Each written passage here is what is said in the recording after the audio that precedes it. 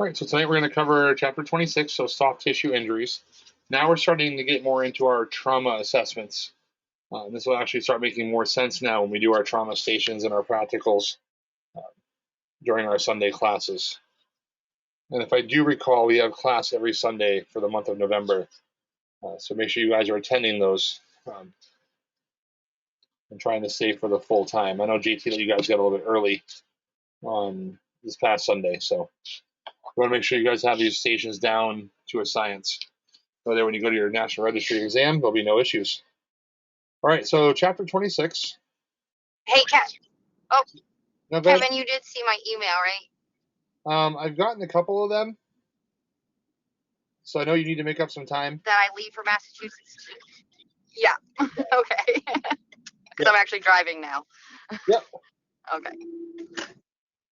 Yep, no, not a problem. We'll make it work out. All right, so trauma obviously applies fundamental knowledge to provide basic emergency care and transportation based on the assessment findings for the acutely injured patient. With that, we need to review soft tissue trauma.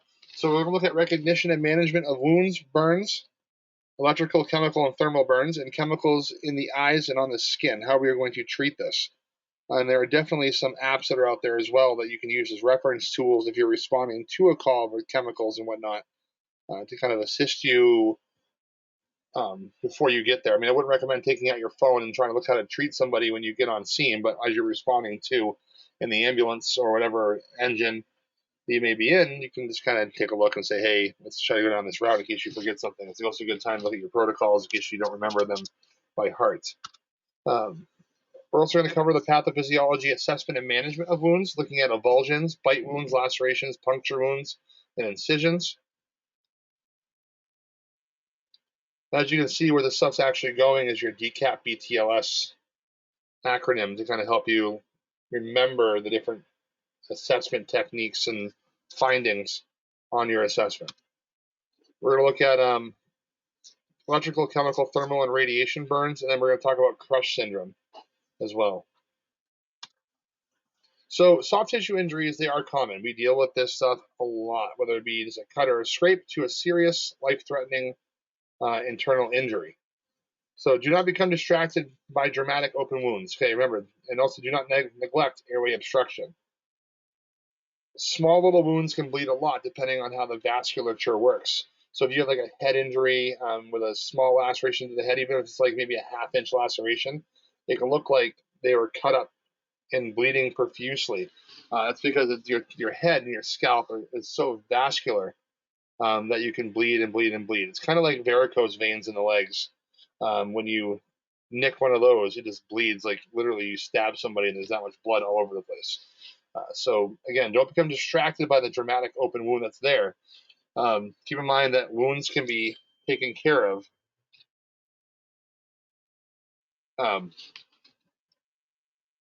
by applying pressure. We can take it with tourniquets, but we still cannot forget the ABCs.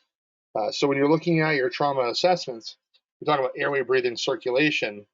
Without airway, we can't get to breathing, right? So if they have an open wound that's not critical that they're going to bleed out and become hypovolemic and we can stop with a tourniquet, we can't go any farther than airway. So don't forget about that. And this is where the National Registry kind of tricks you a little bit into going, oh, well, he's got an open wound there, so we should treat that. Yet the patient's not breathing.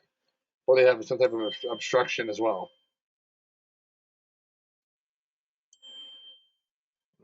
Turn this off on my watch here. That's better. All right. Remember, soft tissues of the body can be injured through a variety of mechanisms. It'll be a blunt injury, so like a baseball bat to the arm, penetrating, stabbing wounds, any kind of barotrauma as well. Whether it could be to the lungs, barotrauma to the lungs, and also burns. We have superficial, partial thickness, and full thickness burns, where it's the old school method for those who've been around a while. First degree, second degree, third degree burns. We've kind of gotten out of that terminology and went to the superficial, partial thickness, full thickness burn. So soft tissue trauma is a common form of injury. Like I said before, I mean, we could call it for lacerations, avulsions, abrasions, things like that. For any kind of injury to the integumentary system, which would be your skin. Death is often related to hemorrhage or infection. So not so much as it is the wound itself, but the amount of blood that comes out causing hemorrhagic shock, or the patient has a wound and it gets infected, like burns specifically, one of the worst ones, where they become very septic. That's what can lead to the death. With that, soft tissue injuries can often be prevented by just simple protective actions as well. So we're going to get into all this stuff here shortly. So we got to go over a little bit of A&P. So obviously the skin is the largest first line of defense. Also, as you see in some tests as well, the skin is also the largest organ of the body, the integumentary system. It helps defense against external forces. So obviously chemicals, it helps protect from getting internal the best it possibly can, to being struck by a motor vehicle, to struck by a blunt object. It also prevents infection from getting in. But when we have something that opens that up, that's how we start letting infection get inside or bleeding coming back out. So that's why it's the first line of defense for this. The skin is relatively tough, but still susceptible to injury. Now, depending on if you're an outdoor person, indoor person, if you work outside a lot, you're in the sun a lot, working pretty hard, with that, your skin becomes a lot tougher based upon the elements that you're dealing with. I've had people that have been fishermen to contractors. You go to put an IV in, and you see the catheter bend before it enters through the skin. That's some tough skin. Or you find someone like grandma in a home who hasn't had that outdoor activity and making their skin a lot tougher to deal with. The IV catheters go through very easily. So again, it all depends on the age, plays a big part, what you do outside versus inside, and things like that. The range is simple, from simple bruises and abrasions to serious lacerations and amputations. And we're going to come in a variety of all these in the field. In all instances, the EMT must control the bleeding. So we apply pressure. If pressure is no longer working, we can go right to a tourniquet. Right? And we also have the ability of pressure bandage. We also have the ability of using a quick clot as well. We'll talk about that later on in the program. They also prevent further contamination to decrease the risk of infection. So we need to clean it out using sterile water, and we need to wrap it to make sure we prevent any kind of infection going in. We also need to apply dressings and bandages to various parts of the patient's body. So I've always thinking like splinting and bleeding control is kind of like an art. Sometimes you need to be creative to get this kind of stuff to stop. So the skin varies in thickness as well. So the thinner and very young and very old, like I mentioned before. Have you ever noticed, like with the elderly, you'll notice that the skin is so thin it's almost like paper thin. So any kind of simple movement of the skin or a kind of abrasion of some sort, of something bumps into it, skin tears. We see a lot of the skin tear stuff, especially in the elderly when we go to nursing homes for falls. So again, they might have fallen and put them back in bed, but if they're wearing thick clothing, you may not notice the bleeding underneath it. So we do need to make sure we are exposing our patients to make sure we're looking at them as a whole, to see where they may have had a skin tear of some sort. Because literally, falling on the ground, even if you're wearing a plaid sweater of some sort, even hitting the ground that hard can cause that to happen.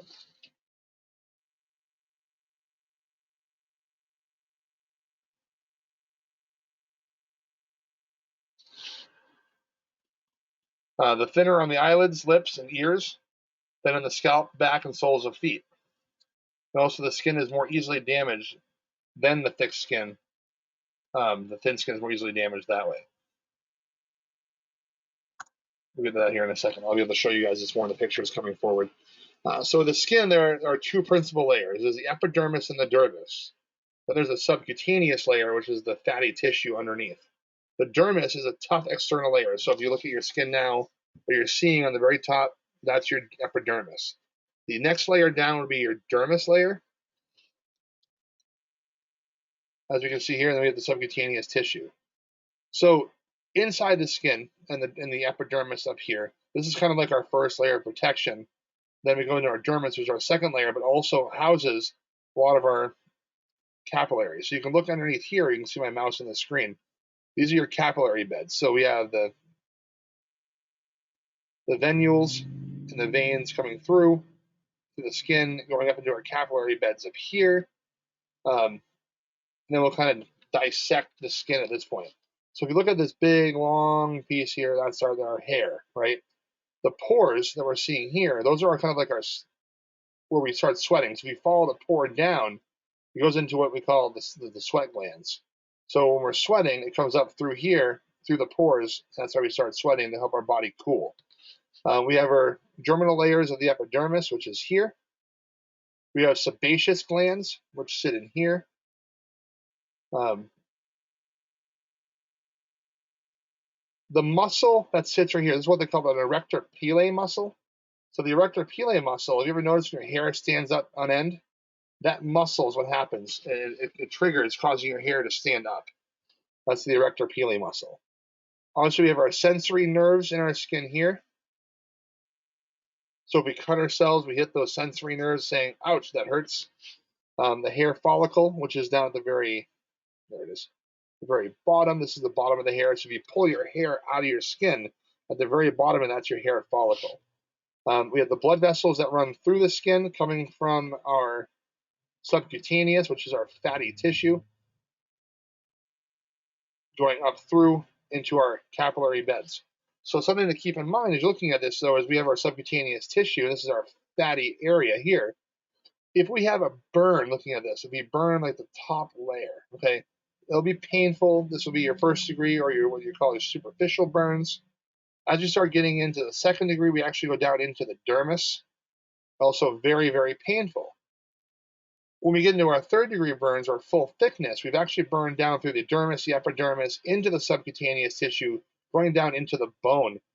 And the reason why patients don't have a lot of pain with third degree or full thickness burns is because they've burnt off the sensory nerve ends at this point. That's why they don't hurt. They've lost that ability to control pain with that. So they don't feel any pain at that point. The layer between the muscles and the subcutaneous layer is something they call a fascia, and that protects the muscles. So basically, you have all these layers of skin, 3 different layers here, that protect our muscles and protect our bones from getting injured. So the skin covers all the external surfaces of the body. Everywhere you look, there's skin. Bodily openings are lined with mucous membranes. Mucous membranes are important for us to pay attention to because that's how we can tell cyanosis at times. So if you have someone who's African American, you realize you can't see the tint blue of the skin, just pull their eyelids back or pull their lips down, and you can see the pink underneath. That's the mucous membranes. All right. The bodily openings are then lined, I talked about that already, provide a barrier against bacterial invasion. And they also secrete a watery substance that lubricates the openings as well. The skin serves many other functions, as we talked about before. We're keeping the pathogens out. We want to prevent any kind of infection, right? Now, we also take proper PPE when we're on scenes. We're also putting on gowns depending on the situation, whether it be a COVID patient or tuberculosis, and then we can protect ourselves. We need to wear gowns, masks, and everything else. The skin also helps keep our fluids in, because without skin, it would just leak everywhere. We wouldn't be alive. Helps the body regulate temperature, being warm or cold. And so if you're very hot, your body starts to sweat, and that's where you start seeing your sweat glands, right? We start sweating as our body thermal regulation tells us, hey, we need to start cooling down. And if our body gets too cold, we start to shiver, and that helps create friction, which then in turn will help our body temperature get warmer. That's the plan behind it. The nerves in the skin report to the brain and the environmental and sensations in the environment itself. So again, if you burn yourself and you say, ouch, because those sensory nerves within the skin in your epidermis, your dermis layer, is causing that to go back to the brain and say, hey, stop doing that. Now, what condition would you think that might actually have issues with the nerves? What condition would that be? Where you might not feel that kind of pain or have any sensory? What are your thoughts? Like a spinal injury? Yep, that could be one as well. Spinal injuries. Anything else? Like any form of paralysis. Yeah, so paralysis, yep, that'd be one of them. Whether it be a hemiplegic, paraplegic, things like that. What's another medical condition that could cause not to have any kind of feeling in the extremity? You mean like diabetes? Like what do they call it? Neuropathy? There it is, neuropathy. That's the other one I was looking for. Nice work. So yes, diabetes. So patients that are severe diabetics may have something called neuropathy. So they may have an injury to an extremity and they may not even know it's there. So again, take a look. And we talked about, going back a couple of chapters, we talked about cardiac emergencies before. Neuropathy plays a big part for that as well because they may have the atypical chest pain where they have upper gastric pain. They're actually having a big heart attack. So again, neuropathy plays a big part because you don't have those nerve endings to help let them know that they have an injury. Any break in the skin may allow bacteria to enter and increases the possibilities of infection. Infection can then turn into sepsis. We'll talk about infection here in a second and how we track it. Fluid loss and loss of temperature control. Right. So if we have a patient who is got severe burns, they have lost the ability to control temperature. So they can become very hypothermic quickly because they don't have that ability to warm back up. So we talk about infection. Infection can lead to sepsis. Right. So when we're looking at any kind of infection site, we're doing our assessment of a patient who has a potential infection. What we want to look for is the redness around the site of the injury. And if you have skin markers, you can always mark it because what's going to happen is the infection is getting worse, it tends to spread. You'll notice that redness getting bigger and bigger and bigger. That's why when you notice in hospitals, you have markers drawn on them. Those markers are marking where the infection or the redness was currently, and over time they're tracking it, whether it's going to get worse or get better. And that's how that works.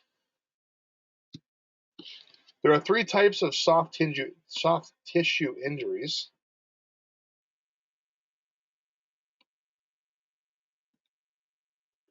We have closed injuries, which are damage beneath the skin or mucous membranes, and our surface is still intact. So, like hematomas would be a closed injury with that. Open injuries would be a break in the surface of the skin or mucous membrane, exposing deeper tissues to contamination. So that would be more like our lacerations, our abrasions are open injuries. Stab wounds can be open injuries as well. Any kind of exposure that way. But obviously burns, which is the damage from either thermal heat, frictional heat, toxic chemicals, electricity, or nuclear radiation. So the pathophysiology behind it and the cessation of bleeding is the primary concern. So we need to make sure we stop the bleeding because excess bleeding can cause hypovolemia.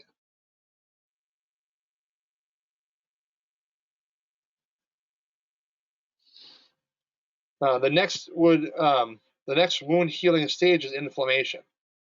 So as it's starting to heal, it starts to inflame. Okay. When you start seeing inflammation, there's potential for infection. All right, but it's also part of the healing process. And then a new layer of cells then is moved in or into the damaged area, causing it to heal over.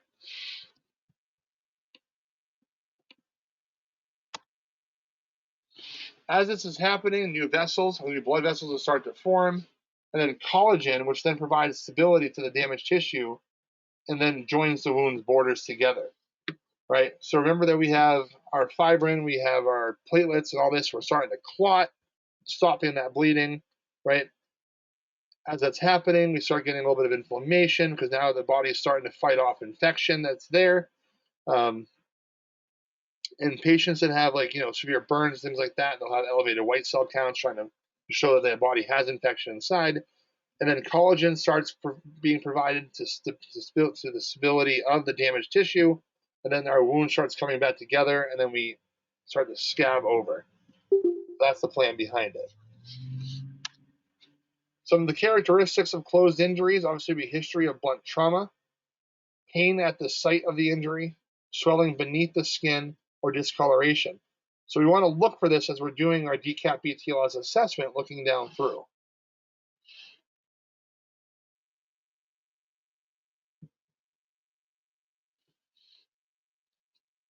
So as we're doing our assessment, remember we need to expose our patient because we may have a closed injury, something to the abdominal cavity, and we want to see if there's any internal bleeding. So that discoloration could actually mean there's internal bleeding that's there, along with also assessing and palpating the abdomen looking for any kind of rigidity or rebound tenderness as well. So we look for that swelling beneath the skin, looking for that hematoma, whether there's a swelling, a bump of some sort. And also, we're not going to know if there's extreme pain at the sites if we don't palpate. So a contusion, which is a bruise, causes bleeding beneath the skin but does not break the skin. This is caused by blunt force trauma or buildup of blood that produces blue or black ecchymosis. So that's not the swelling, but the discoloration. That's another medical terminology for it, be called ecchymosis. So a hematoma is blood collected within the tissue or a body cavity, and that's where we start getting that swelling, like what they call it, the goose egg. That's what we're looking for. That's a hematoma versus a contusion, which is just normal bruising on the arm or the legs or wherever may have the injury. A crushing injury occurs when a significant amount of force is applied to the body. Crush injuries can be very dangerous because we have a buildup of lactic acid that can happen if the injury has been, or the crush object crushing the injury has been there for a long period of time. So the extent of the damage depends on the amount of force and length of time the force is applied, which we already talked about. When an area of the body is trapped for longer than 4 hours, crush syndrome can develop. Okay, so patients that are trapped for long periods of time can develop the crush syndrome. Crush syndrome is when you start getting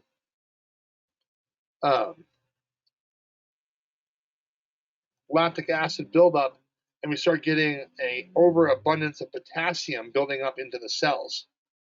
Right? And if you release all that and you take that heavy object off of the patient, this releases all that potassium, all that lactic acid, and it can actually kill the patient. Which is why when you have patients that are crushed of some sort, we want to make sure we're lifting slowly and have a paramedic on board to start pushing the fluids along with other medications like calcium gluconate. They can do albuterol treatments also to help push potassium out of those cells. We got to get 12 lead EKGs looking for high potassium. There's a lot of stuff that the ALS has to do anytime you have a patient that has this type of crush injury. And with that comes compartment syndrome, which results from the swelling that occurs whenever tissues are injured. Right? It's causing a lot of pressure in these compartments, therefore it can also build up an abundance of lactic acid. Severe closed injuries can also damage internal organs as well. So assess the patients with closed injuries for more serious hidden ones, because there could have been other things that may have caused damage, whether it be the abdominal cavity, chest cavity. So we want to take a listen for any kind of closed injury, whether it be a tension pneumothorax. So take a good listen to the lungs. Find out if the lung sounds are absent or diminished on one side. Look for that bruising as well. Excuse me. So you want to make sure you look for that bruising as well to see if you notice any kind of flail segment, if you have any broken ribs, vessels, abdominal cavity, looking for the rigidity as you're palpating. Make sure you palpate all 4 quadrants. Find out where that pain is exactly located. Remember that you can have referred pain as well. So there's a lot to the assessment looking for that closed injury. Open injuries are, I'm not going to say simple, but you know where they are. So in an open injury, the protective layer of the skin is now damaged and the wound is now contaminated and may become infected. That's why we have that inflammation. There are 4 types. We have abrasions. So think of abrasions as like road rash. Avulsions. So think of that as a knife cutting in on a side angle, having a flap of skin. That's the avulsed skin. We don't ever rip those off. We put them back on a bandage around it if we can save that piece of skin. We have lacerations, so obviously laceration knife to the skin, cutting straight through. And then penetrating wounds like stab wounds or any other kind of trauma like rebar going through, whatever it may be. So kind of think of anything that would penetrate the skin going into the abdominal cavity or arms or whatever it may be. What you're seeing here, this is called an abrasion. So as you look at the screen, you notice that it's really only a superficial layer. So our epidermis is actually being injured. Now remember, these can bleed pretty heavily at times as well because our capillary beds just sit below this right here. right? These are more of your road rash that you're going to find. When we have wounds like this, we want to make sure we clean them out. We're not taking any wire brushes to these. We're not going to be doing that type of cleaning. That's not what we do in EMS. We're going to take some sterile water. We're going to rinse it off really quick, especially if there's any kind of dirt inside of it. It's going to get taken care of at the ER, where they're going to go in and they're going to scrape it right out. But in the meantime, rinse it off. We're going to put a light bandage over it, and we're just going to transport the patient to the hospital. If it's bleeding, we can put some moist gauze or wet gauze on top of it. Everything doesn't stick to the wound as you pull it back off. Now, significant bleeding, that's a different story. So if you ever noticed when you're looking at gauze, okay, 4x4, 5x9, whatever, you ever notice why it's crisscrossed the way it is? You guys know why that is? Anybody have any thoughts? You can type. Nope. Interesting stuff, right? So what it's there for is to actually collect that fibrin and that collagen, and it helps starts forming the clot. That's why it's done in that crisscross pattern, because it traps that stuff inside.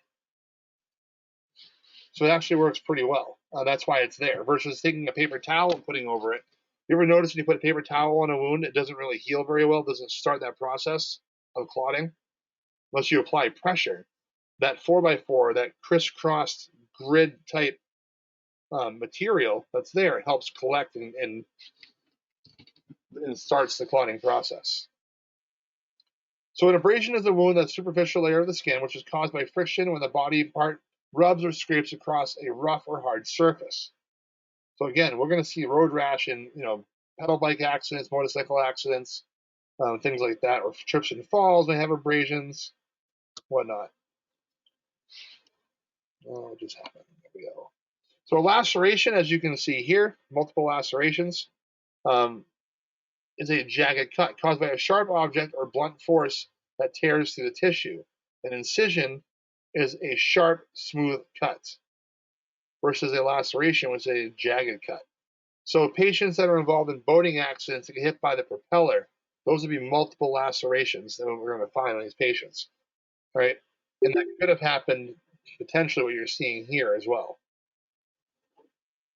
If you look at the picture next to it, you can kind of see where the skin is here, where it kind of put a laceration straight through.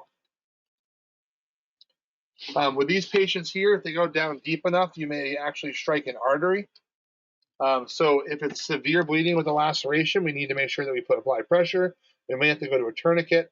These are also deep lacerations that have significant arterial bleeding. You can also use quick clot as well, where you shove packets of quick clot down inside, or the quick clot bandaging, where you just stick it inside the wound.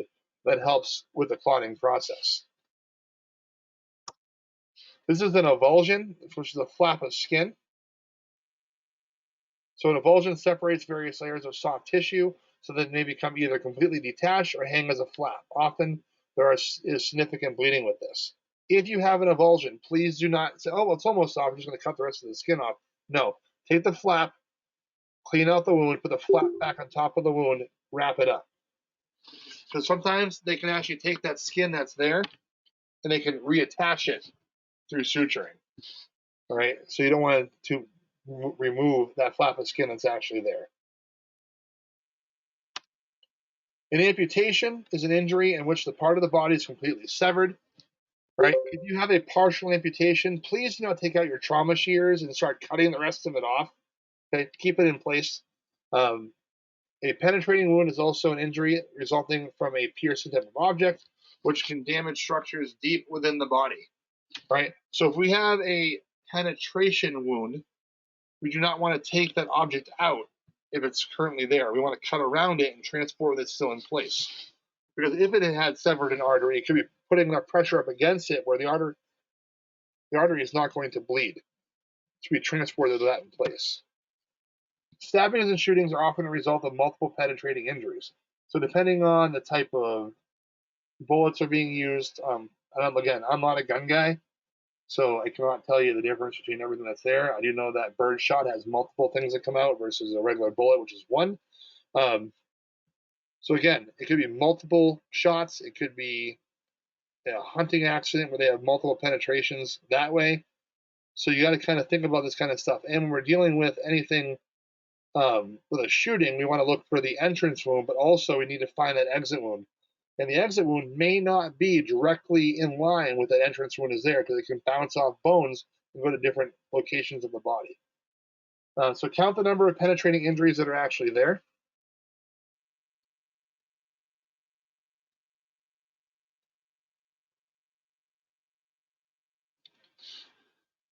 And keep in mind that we're going to determine the type of gun when possible, but do not delay transport, and you may have to testify in court if it is a homicide of some, not homicide, but a shooting of some sort with intent. They may take you into court. So make sure you document everything for these. Blast injuries, obviously, there's the primary blast, secondary blast, and tertiary blast. So we talked about this a couple of weeks ago. So the primary blast injury is damage caused by the blast wave and sudden pressure change. That starts to knock you over. The second blast injury is damage results from the flying debris that hits you that can cause those penetrating traumas. And then the tertiary blast injury is a victim that is thrown by the explosion, perhaps onto another object. So you have primary, secondary, tertiary, causing multiple injuries anytime there's a blast. So more difficult to assess a closed injury than an open, because remember, you can see the open injuries that are there, so it's kind of hard to assess those. So consider the possibility of a closed injury when you observe bruising, swelling, deformities, or the patient reporting any kind of pain, right? Because we don't know where that pain could be coming from, especially when it's abdominal pain. And was the abdominal pain caused by trauma, or was just a bad night eating tacos? So you got to kind of figure that kind of stuff out. Was there trauma involved? And that's all based on your questioning. Again, they may not know what caused it, but look at motor vehicle accidents. Find out how they were found in the vehicle and kind of look at the trajectory of the patient where they may have gone. Look for those indicators saying, hey, maybe they came up over their steering wheel and hit their chest. That could be causing the chest trauma, and I got to look for that barotrauma that's there. So as looking at the scene size up, looking at our assessments and what we're going to do, we're going to observe the scene is safe for hazards to your crew, bystanders, and the patient. Remember, it's trauma. So what caused it? Was it a fall? Was it a motor vehicle accident? Was it a GSW? What caused the injuries that are currently there? Consider the need for additional resources. Do we need to have power companies turn off power to be able to enter the building or get the patient who's currently being electrocuted? Is there smoke conditions in a house where there's fire and someone's burned, right? Do we need additional resources to help? Do we need other resources like flight? Do we need paramedics? What do we need? Take the necessary standard precautions, gloves, mask, and things like that. Be careful where you put your hands and place your equipment and how you package these patients. Okay? So be careful with this stuff. And then focus on controlling any bleeding. Remember, if it's bleeding severely, we need to stop it, because the only other alternative is letting the patient bleed out. So do we need a tourniquet and move on? And that's what we need to do. The mechanism of injury, looking at those patterns, look for indicators of the MOI as you assess the scene. Where did that patient end up? Motorcycle accident? The patient's off in the woods? The first thing I'm thinking about, obviously, is head trauma, right? Okay, the patient may have some head trauma. What else are we thinking, though, with this? Motorcycle accident into the trees.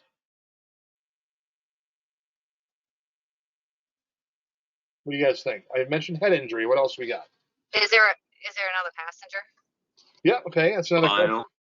Spinal injuries. What else? Like their chest if they get crushed. Could be. Let's think a little bit lower on the body, though. Remember, up and over. And there's handlebars in the way. What can happen? Electrocution. That could also be, depending on where it is. So Charlie's putting down femur fractures. Absolutely. So we're going to look for pelvic and femur fractures on motorcycle crashes, because the patient could have gone up and over. Remember that the legs kind of stay put, so you're going to have that bending forward motion and your pelvis hitting those handlebars hard, causing a potential for an open book fracture. All right, so you have to think of femur fractures and pelvic fractures as well. Anytime you have a motorcycle accident versus any other injury other than head. All right. Now, again, all you guys were right, though. You could have chest trauma. You could have other types of injuries as well. We also want to make sure we pay close attention to the pelvis. So I mentioned before, how much blood can the pelvis actually hold if there is an open book fracture with arterial bleed into the pelvis? What's that number? You can type it in or tell me over the program. Is it 5 liters? Keep going down a little bit more. You're almost 5 liters is total for body blood. 3. Or 2? I heard 3, 2 to 3. Yeah. So 2 to 3 liters of blood. That's half your blood supply going right into your pelvis. Right, evaluate the scene and consider additional resources that are looking at the MOI.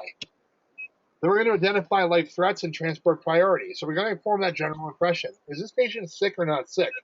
That's what we got to look for. Look for indicators of the patient's condition. So are they altered mental status? Are they pale and diaphoretic, looking like potential for hypovolemic shock? Are we seeing any bleeding out? Look at the ground.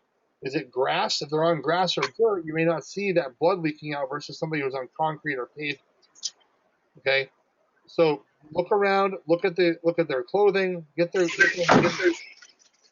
what I call trauma naked. You got to get them trauma naked in the back of the ambulance. You got to expose them and look to see where this bleeding could potentially be coming from. Right? We're going to check for more serious hidden injuries. And we're going to check for responsiveness. Right? So what is the acronym we use to check responsiveness? Remember? Not AVPU? AVPU. What does AVPU stand for? Awake, alert, verbal stimuli, painful stimuli, non-responsive. Perfect. Like it.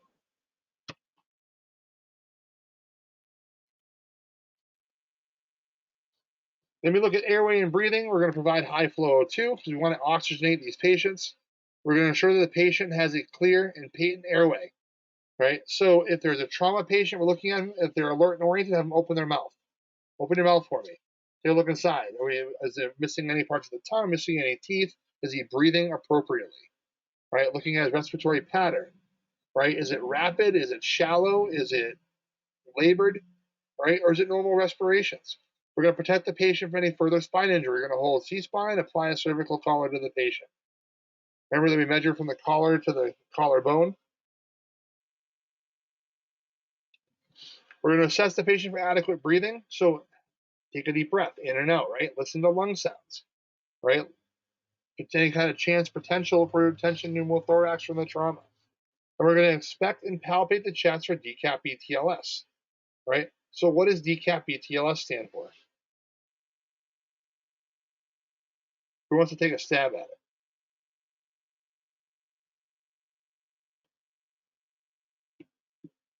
We want to try?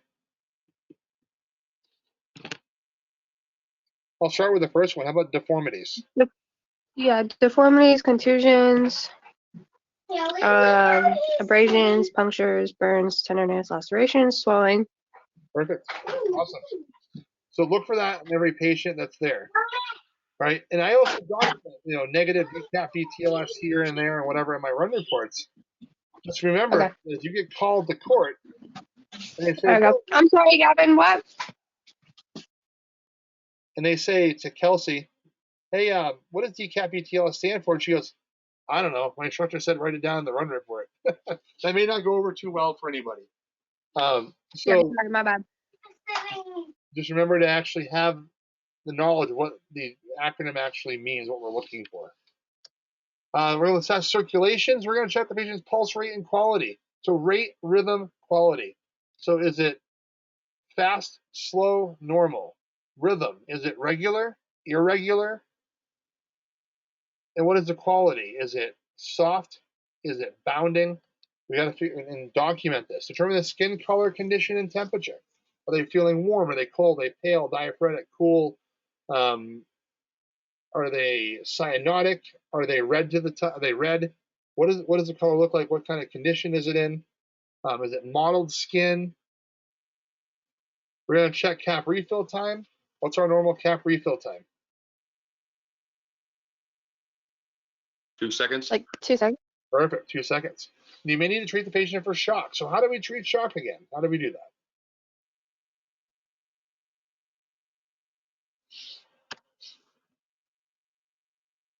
So we're going to lay the patient down, right? Lay him down in a Lay them down, Perfect. supine, apply oxygen, and cover them up. Cover them up and keep them warm. It's like Charlie put down right in the thing. Oxygen and keep warm, right? We got to keep the body warm so that way there we can have better circulation. Laying them down makes the body not have to pump as hard. The heart doesn't have to pump as hard to be able to push down to make sure the vital organs are being taken care of through blood supply. We're going to make a transport decision. So immediately transport the patient in these specific cases. If they have a poor initial general impression, you walk up and go, oh man, that guy looks sick, you probably should go to the hospital pretty fast. Altered level of consciousness. So if they're anything other than alert on the AVPU scale, or if you're checking cognitive function, asking them to look for a person, place, time, and event, if they're altered, we need to take them to the hospital because they could have a closed head injury. Dyspnea, so obviously shortness of breath, abnormal vital signs, right? So we look at abnormal vital signs, right? What's normal blood pressure? 110/70, 120/80, depending on which book you read. Anything with a heart rate less than 60 or greater than 100, because that puts us in tachycardia and bradycardia. We look for respiratory rate. Is it greater or less than 12 to 20 breaths a minute? We're talking about the adult here.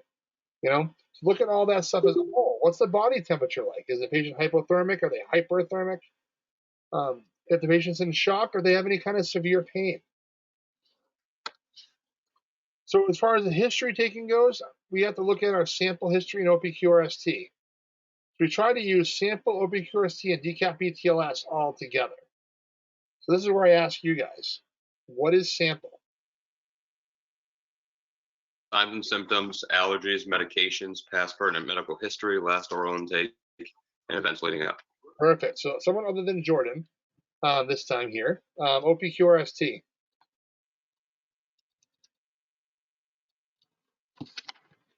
Somebody else jump in. Give it a shot. For those who can actually talk through this. Is it like the onset? Yep. Keep going. Yeah, I'm working on it. Okay. The something with like your pain level, That goes more to severity. right? But it's kind of like the pain Yeah. level. So it's called provocation. So what makes That's the word. what makes it worse? All right. What's Q? Is that like the quality? Perfect. Quality. So describe a little bit more for me. What kind of question would you ask for that? Like, is that the scale of 1 to 10? No, Or the quality of it, is it like a sharp pain yes. Keep or going. a dull pain? Sharp, dull, pressure. All right. What's the R? Does it radiate? Perfect. Where does it go? And then S. Is that the severity? It is. And always go to 0 to 10. Because remember, 1 is still a pain. So do you have any pain at all? 0 being no pain, 10 being the worst pain you've ever felt. And then the last one,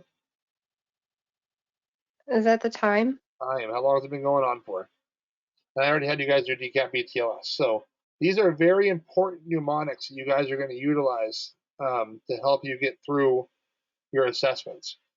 I've been in this job for a long time, and I still use sample and OPQRST and decap BTLS in my run reports because it helps with the flow. That way there, and it's also recognized acronyms that are here, mnemonics that are here, recognized.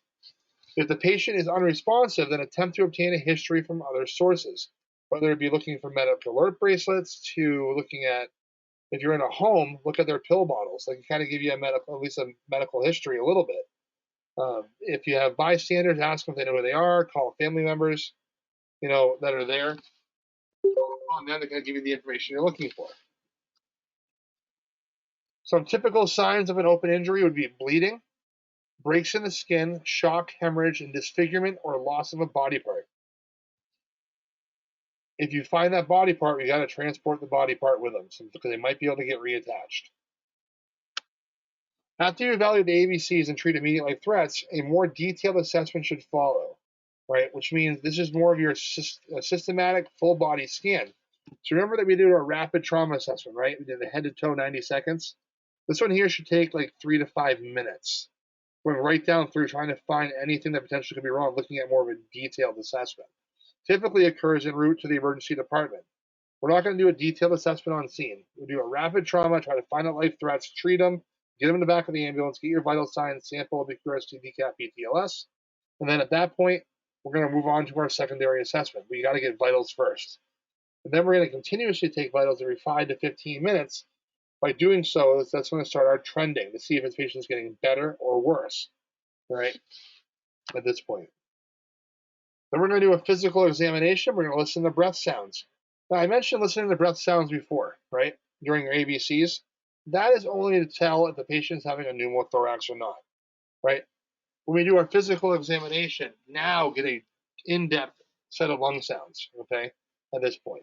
Determine the respiratory rate, and please do not make this up, because patients that are septic can have respiratory rates greater than 24, right? So if you say, oh, yeah, it must be 18, I'm going to put that down in my report, and the respiratory rate was 28, and you miss that as a sign of sepsis, that can be a problem.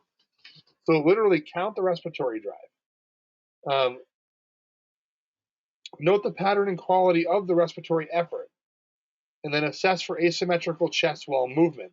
So to do that, we need to either take their shirt off and look for it, or put our hands on their chest underneath the breasts for females, right? And have them take a deep breath in and out and look for symmetrical chest rise and fall. If it's asymmetrical and one side goes up and one side doesn't, then it could be potential for a collapsed lung. And that can be a huge problem. These patients need ALS care and need to be decompressed and have a chest tube placed. We're also going to assess for the neurological system. So we need to do not necessarily a stroke exam. We need to check CSMs. What are CSMs? And how do we do it? Circulation, sensory, and movement. Perfect. How do we assess those? What do we do for the patient? Can they move their extremity? Can they feel you touching them? Perfect. So what about squeezing? Is that important? To check grips? Yep. Absolutely. So we want to make sure we're checking grips. We want to make sure they can follow neurological signs. So when we do class on Sunday, I'll show you guys a more in-depth, not a paramedic level assessment for that.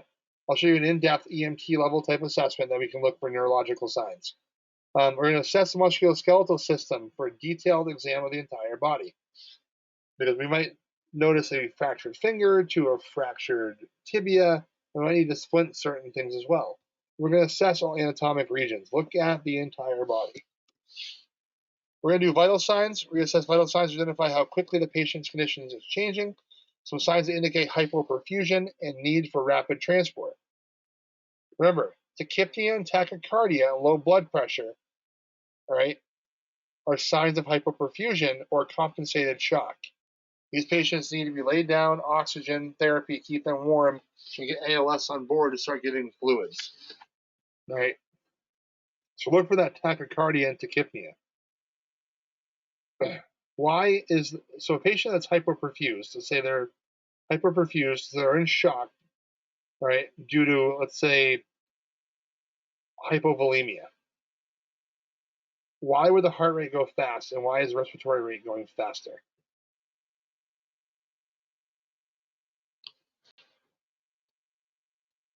It's trying to compensate for the lower volume of blood. Right. So that's why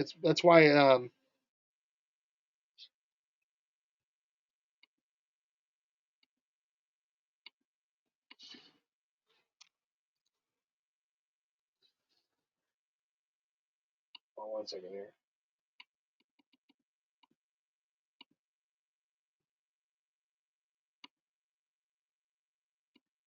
That's better.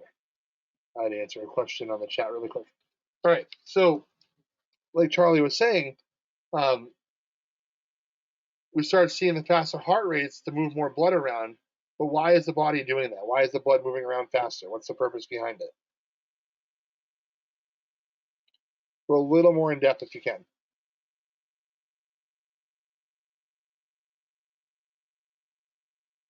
Trying to raise the blood pressure, trying to increase the blood pressure in the body.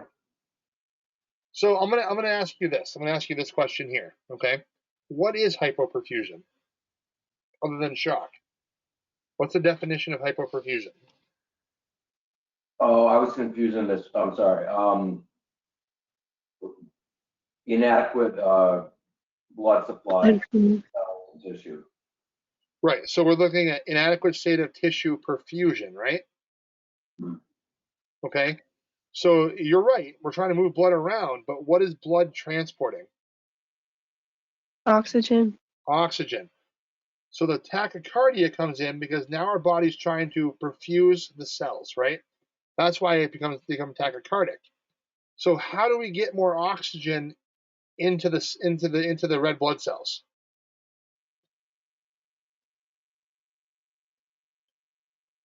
How do we get more Give oxygen? Go ahead, Nancy. them oxygen. Okay, but the body's, before we get there, we're going to look for these signs and symptoms, right? So what is the body's mechanism?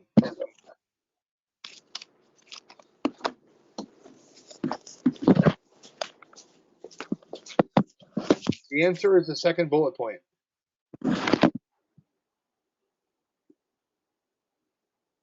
Increased respirations, increased heart rate. I mean, everything's in an effort to try and compensate for the low volume.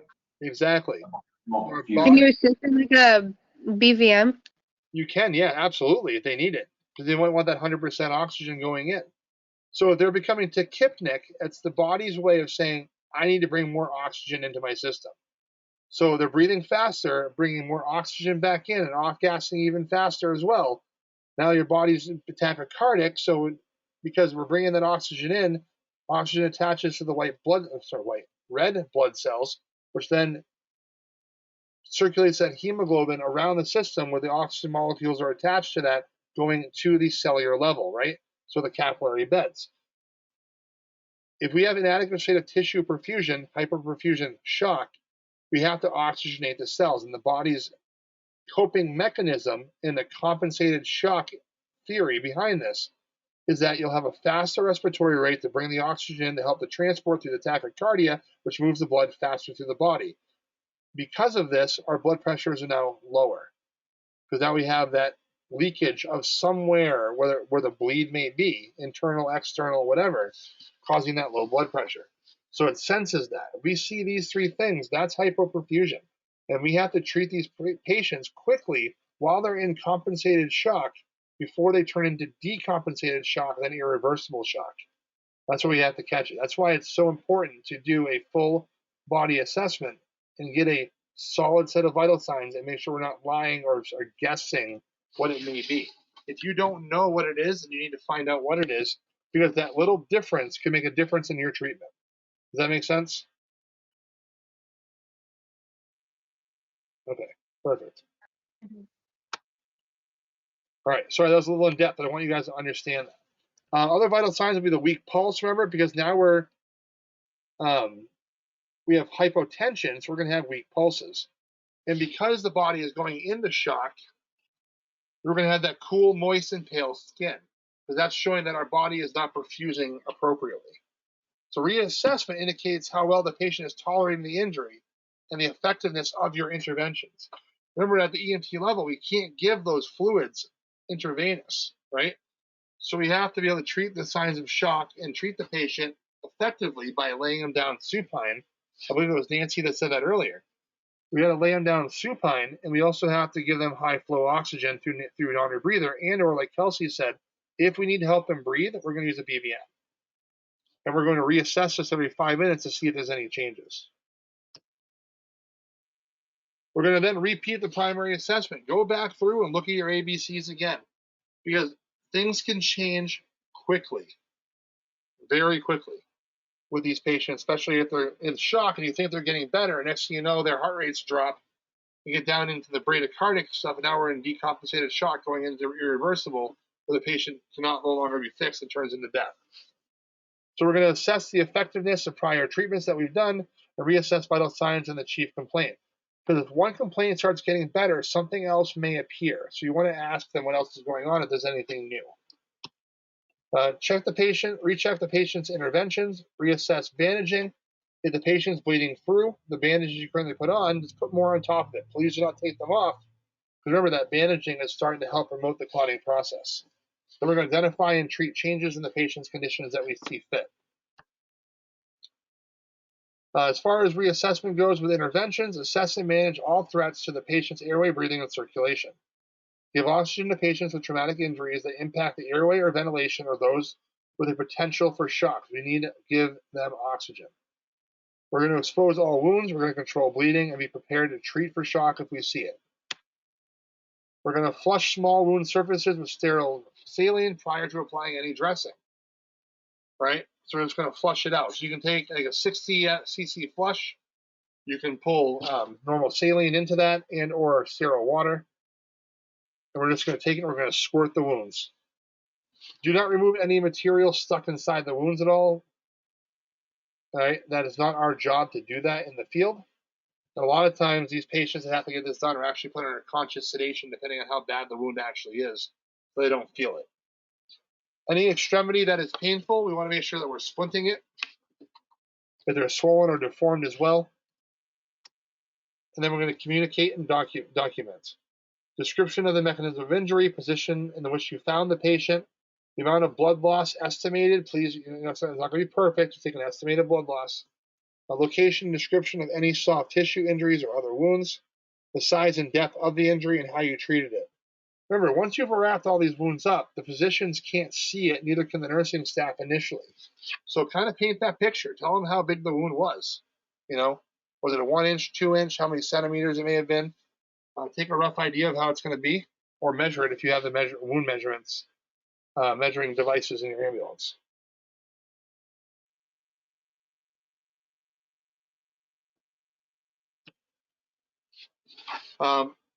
No special emergency care for small contusions. There's really not much we can do for those.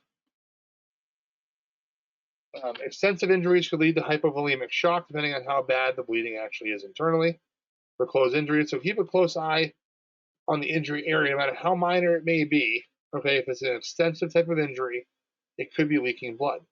How much blood on an estimate can an adult femur hold if you have a femur fracture? How many? About half. Okay, I heard half. Okay, so 1 femur versus 2. Any other ideas, thoughts? Feel free to type it in. Or let me know. So the answer we're looking for is roughly 750 to 1 liter of blood per femur. With that being said, if you have bilateral femur fractures, that's 2 liters of blood. Can that put you into shock? Yes. Absolutely. Right? And that's if it actually severed an artery. Now you may have a femur fracture and not have the artery severed at all. And that's perfectly fine. Right? That's why we need to splint and pull traction to prevent that from happening. And JT did go over femur fractures with you guys, right? With the splints. Yes. All right. Good.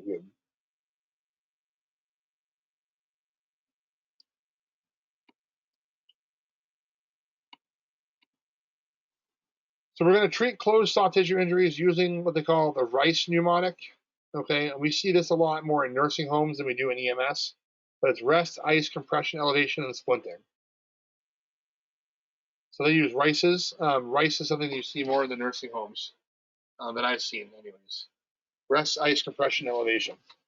So we have like an ankle fracture or a tib fracture. Put pillows and blankets underneath the leg and elevate it. Right, it helps reduce the swelling.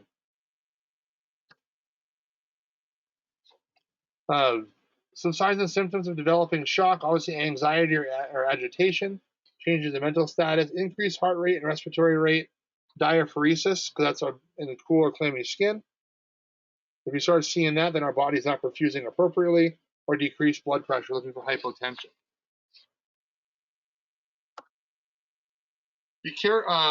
Before caring for the patient, follow standard precautions anytime there's an open injury, because you may deal with an arterial bleed versus a venous bleed versus a capillary bleed. We do not know until we get there. So make sure that you use standard precautions. If life-threatening bleeding is observed, assign a team member to apply direct pressure. Not you, somebody else. And when you apply direct pressure, you hold direct pressure. Literally put pressure on the skin, hard pressure. Cover the wounds of the upper chest, upper abdomen, or upper back with an occlusive dressing. All right. And we'll go over occlusive dressings more in detail during a practical session, how that works.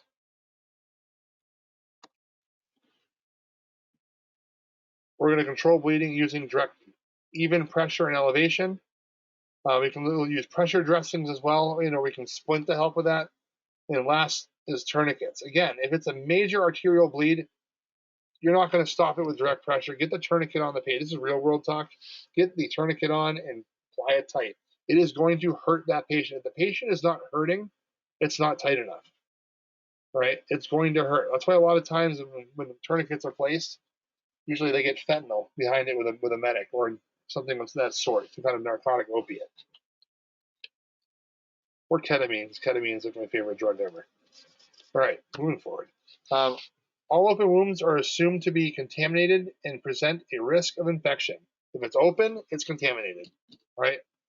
Anytime you have major open wounds, they're going to get a dose of antibiotics at the ER anyways to help fight that infection that's there. We're going to control any bleeding by splinting the extremity, even if there is no fracture. Just splinting alone can help with that pressure that's placed by the splint to assist. And it also prevents any kind of movement as well. Abdominal injuries, as you can see with this guy here in this picture. This is what they call an evisceration of the organs, where they protrude through the wound. As fun as it may be to start poking at these or push them back in, we do not push these back in.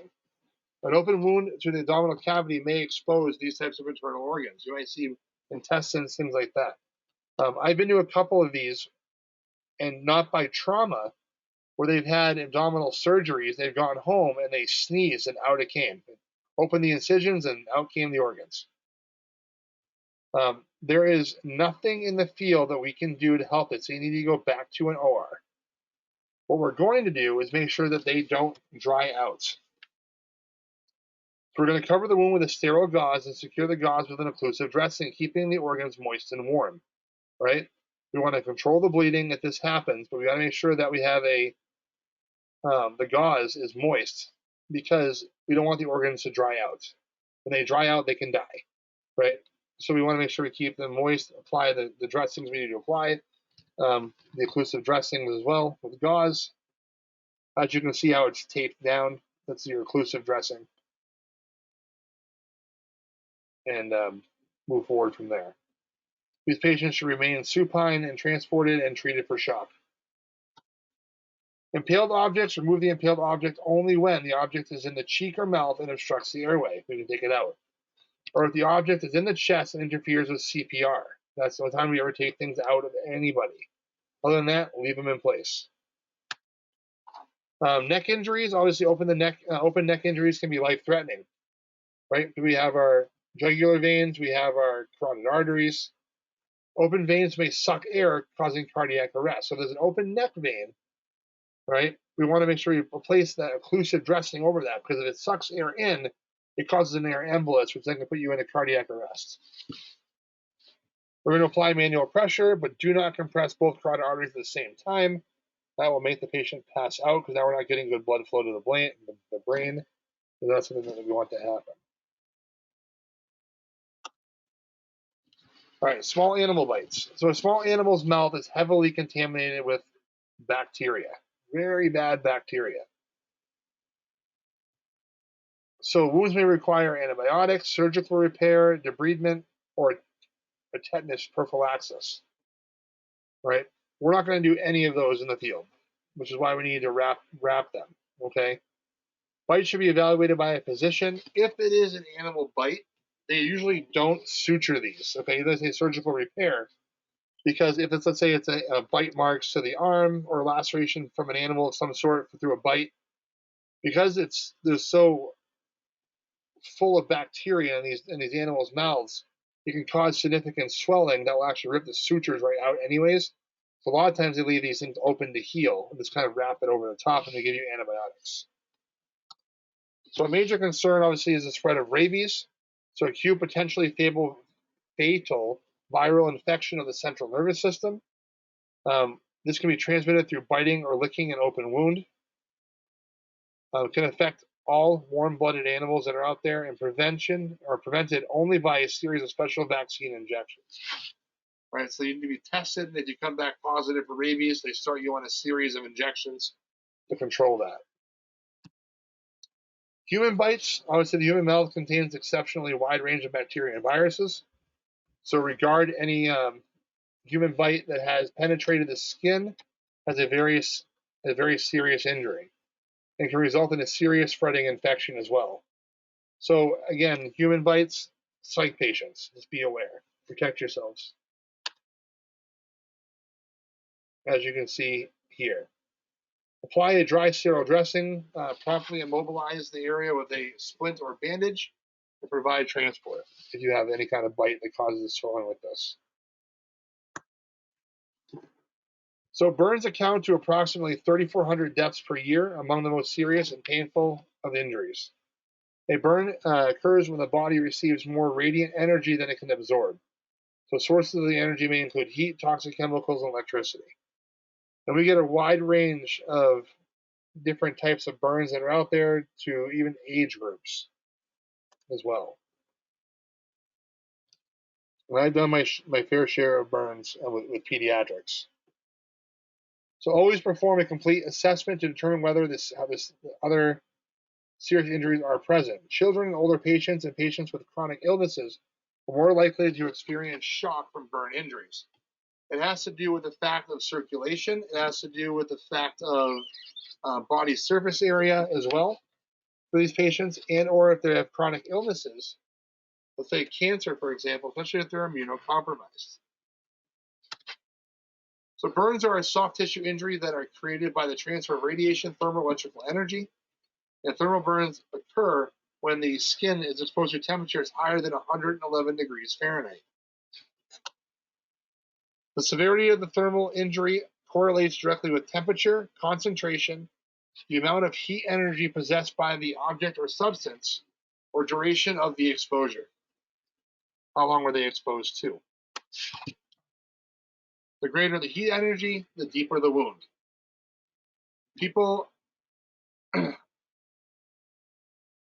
reflectively limit heat energy and exposure time, so they cannot do so if they're unconscious or trapped. Right? They don't have that ability with this. So when a person is burned, the skin that acts as a barrier is now gone. With this, remember I mentioned before, hypothermia. Burn patients need to be kept warm. Right? Infection, hypovolemia, so loss of blood, loss of fluid. It doesn't have to be necessarily blood, but loss of fluid itself. And then also shock as well. So you got to pay attention with burns. And the biggest thing with burns, we need to find our body surface area. We'll go over that here in a few minutes. Burns to the airway are of very significant importance. Patients that have airway burns can cause, with a superheated gases, can cause significant airway swelling. Usually patients that have significant airway burns usually end up getting intubated before the swelling is so bad they have to get criked. Circumferential burns of the chest compromise breathing. What happens when your body gets burned? What happens to the skin?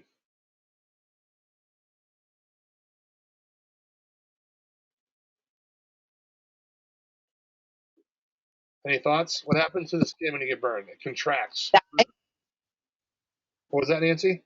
Does it die? The tissues start dying. Hopefully they'll start rejuvenating itself depending on how bad it is for the burn. But Charlie mentioned as well, it starts to contract. Nice, Kelsey. Nice. It does become crispy. So with that being added to the crispiness of the circumferential burns, Charlie mentioned that it contracts. Okay. So that will make the chest very tight and unable to actually expand. And I'm drawing a blank. If one of you guys remember what the name of it is, what they do when they actually cut, I can't think of the name of it right now. Where they actually do like relief cuts in the skin to help expand that chest. And there's a name for it, and it's on the tip of my tongue, and I can't remember. I can't think of it. It's right there. somebody else has it, please feel free to blurt it out or type it in. Circumferential burns of the extremity can also lead to neurovascular compromise and irreversible damage as well. So we're looking at burn severity. So we're looking at the depth of the burn, the extent of the burn, and the critical areas involved. So face, upper airway, hands, feet, and genitalia are considered critical areas. Pre-existing medical conditions and other injuries they may have in patients younger than 5 or older than 55 are considered severe. As far as depth goes, remember I mentioned first, second, and third degree burns. First degree, superficial, which involve only the top layer of the skin. Partial thickness second degree burns involve the epidermis and some portions of the dermis. And you'll start seeing blistering. Please do not pop the blisters. Blisters are there to help with the healing process, right? Now, if they break, they break. But again, we want to make sure that we're not actually popping these. And full thickness third degree burns extend through all the skin layers, which means that it's burnt off the nerve endings. Therefore, it might not be as painful as a partial thickness type burn. Normally, not all the time, but normally, sunburns are considered superficial. Depending on how long you've been in the sun for, it can become partial thickness. So looking at this here, okay? So this is your first degree down here, your sunburns. Second degree burns, you start seeing the blistering. Third degree burns, it's right down through. And if you look in here, it's actually burnt down through. It's killed all the nerve endings inside as well. We start getting into the subcutaneous tissue.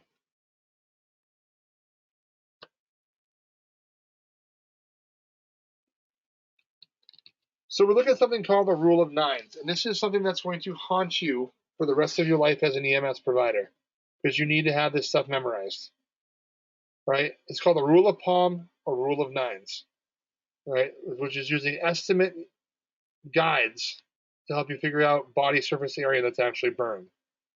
The proportions differ from infants and children and adults, so there's different numbers you need to remember. These include only partial thickness and full thickness and estimations of extent of burn injury, as you can see here.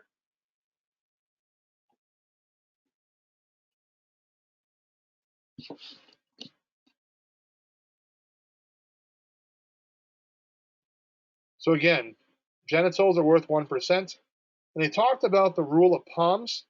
If you take the palm of the patient, or that size palm, that's considered 1% burn. And you can kind of measure it with your hands to kind of see how much percentage is actually burned. All right? And if you take all these and add all these up,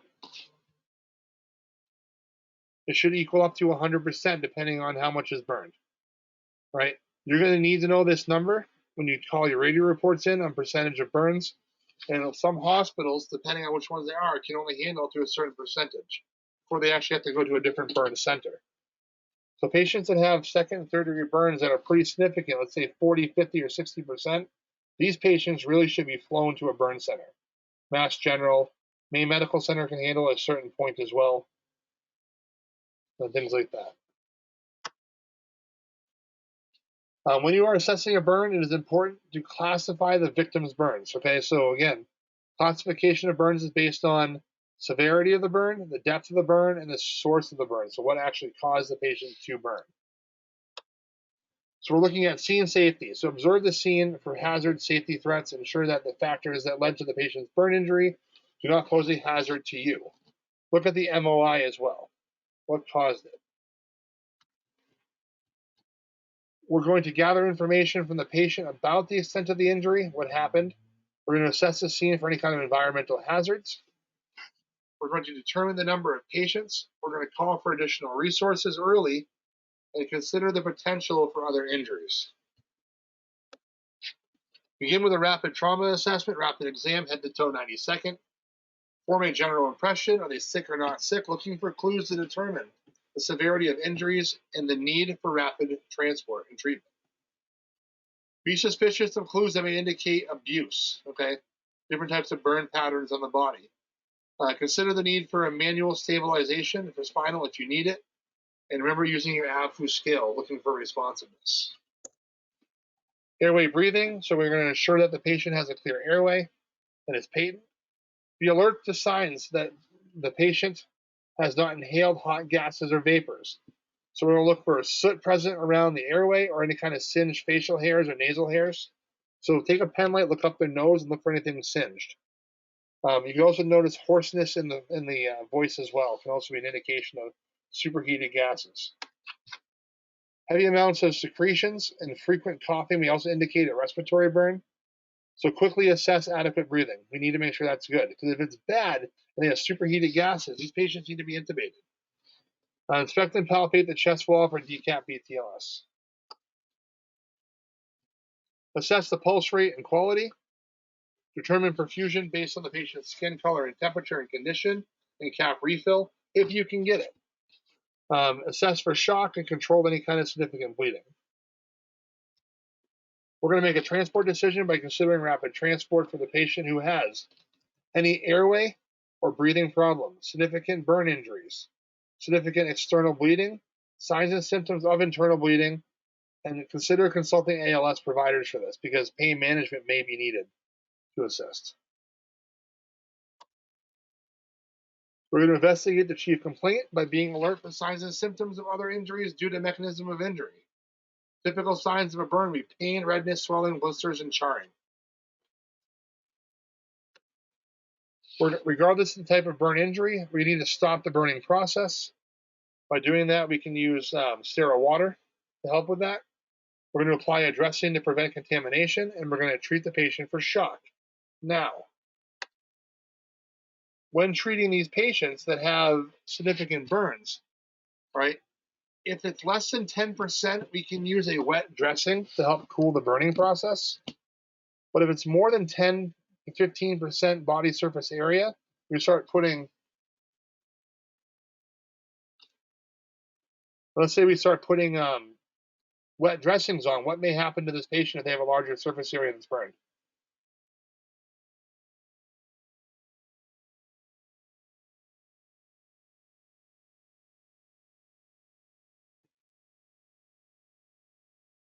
Anybody? I don't know. Oh no. Hypothermia. Remember, large body surface area burns can cause patients to become hypothermic, and now we're putting cool dressings on top of that. And remember, their skin is used as a thermal regulator, right, for a thermal barrier. Okay? So hypothermia can actually take place. That's why we put dry dressings on. We're going to perform a physical examination by checking the entire body on our secondary assessment. Remember, this can take a little bit longer. We're going to assess the patient from head to toe looking for decap BTLS. We're going to make a rough estimate using the rule of nines for the extent of the burned area. So remember, you need to get this number. This is very important. Determine the classification of burns, whether it's superficial, partial, or full thickness. Determine the severity of the burn, and package the patient and transport.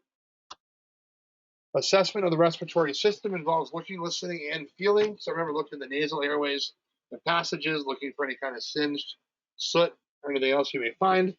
We're going to check and do a neurological assessment and a musculoskeletal system assessment as well, checking all the bones, make sure there's no fractures. Determine an early set of vital signs that will help you know the patient is tolerating his or her injuries well. We're then going to repeat the primary assessment, reassess the patient's vitals, reassess the chief complaint, reevaluate interventions. We're going to try to stop the burning process by putting wet dressings on. However, remember, if it's not wet, if it's more than 10%, we want to do dry dressing. If the patient has clothing on, we want to remove the jewelry, we want to remove the clothing. If the clothing is burnt to the patient and stuck to the patient, cut around it for the loose part, but leave the other part stuck to the patient's skin. Do not rip that kind of stuff off. All right, that can cause severe bleeding. We're going to provide rapid transport. Oxygen is mandatory for inhalation burns and large body surface area burns. Remember, we need to help treat for shock.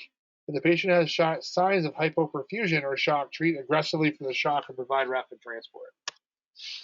And then obviously communication and documentation. If you have a patient that's severely burned, more than a 5-minute ETA is definitely warranted for this. So call from the scene, have fire call, even have dispatch call the hospital, give them a heads up of what you're coming in with a trauma alert and severe burns. So the amount of body surface area involved, depth of the burn, location of the burn, and document if special areas are also involved as well.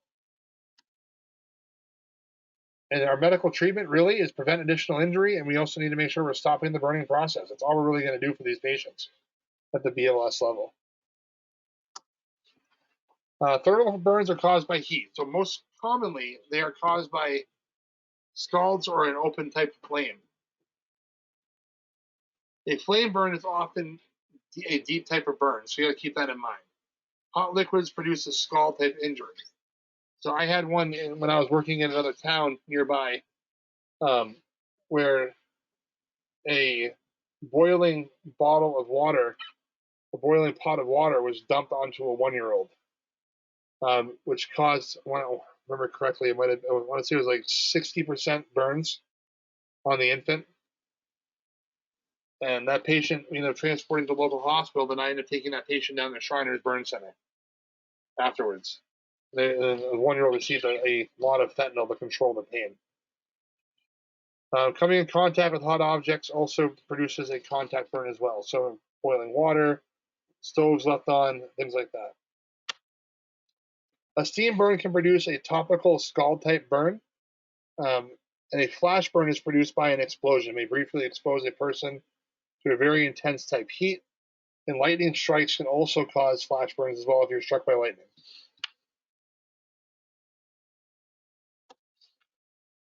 So for management for these, we're going to stop the burning source. We're going to cool the burned area. We need to take off all the jewelry. We talked about that earlier.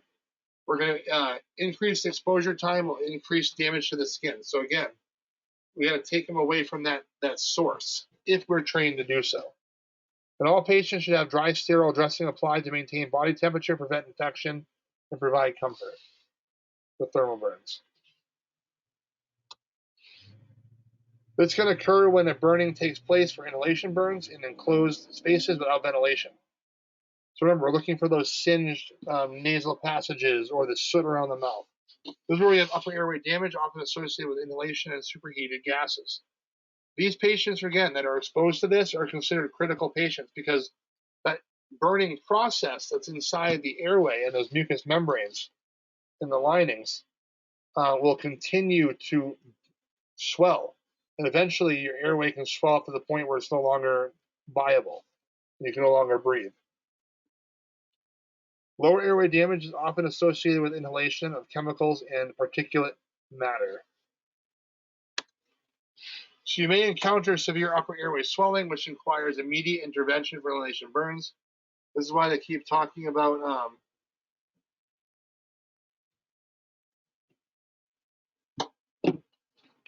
the combustion process also produces a variety of toxic gases as well. So you got to think of also not just the burns, but the toxic gases they inhaled causing more infection. Carbon monoxide intoxication should be considered whenever a group of people in the same place all report headache or nausea. And for management, first ensure the safety of your own people and the safety of your coworkers.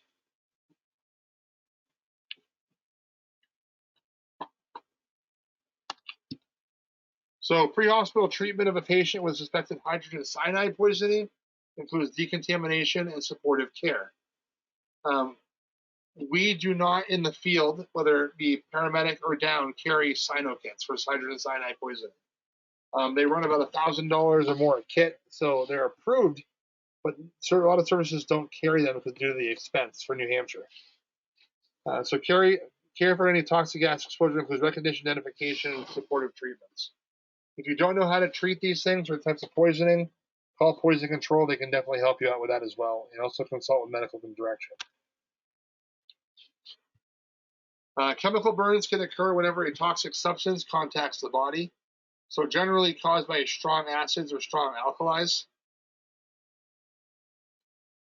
And the eyes are particularly vulnerable as well, especially with chemical burns. Severity of the burn is directly related to 3 different factors. The type of chemical, the concentration of the chemical that's there, and the duration of the exposure. So if we have a chemical type burn, how can we find out more information about this chemical? What can we look at?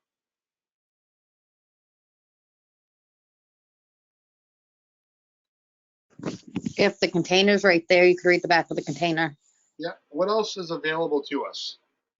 Poison control. Poison control, and what else? The chemicals. All that orange book. That can also help. What about safety data sheets? SDSs. Those can also give you. Yes, those would. Yep. So try to find them and have them brought to you. Any business. What SDS What was that? now? They're not MSDS sheets, are they? No. Well, they used to be. Now, Right. There's something. Now they're called safety data sheets because they had this whole great idea of global harmonization. And with that, everything has to be the same now. So they're all 14 sections of an SDS are identical, no matter what company, what chemical. They're all identical as far as layout goes, which makes life a lot easier. So make sure you wear the appropriate chemical-resistant gloves and eye protection. If it's an acid and you're wearing regular non-latex gloves, it's probably going to burn right through it. So again, you got to be careful of the chemical that's there before you start touching it and messing around with it. So management of chemical burns, remove any chemical from the patient. So if it's a powdery substance, please do not take a hose and start rinsing them off, because that may react with water, causing even more burns. So we're going to brush it off before flushing. Remove it in the patient's clothing as well. Once everything is off and everything is cleaned up to the best ability, and it's all brushed off, then we can put them underneath a shower. We can put them through different types of decon to get them cleaned up. For liquid chemicals, immediately begin flushing the burn area with lots of water. That's more than we carry for saline. Do me a favor, though, on Sunday, whoever's going to be in attendance, remind me to show you a way of rinsing out eyes using a saline bag and a nasal cannula. So again, if the patient's eyes have been burned, hold the eyelids open while flooding the eyes. We got to get this cooled down. We got to clean it. Then we're going to conduct proper decontamination prior to loading the patient if it's a chemical type burn. What we don't want is to have the chemicals going inside the back of the ambulance. Electrical burns may be the result of a contact with a high or low voltage type of electricity.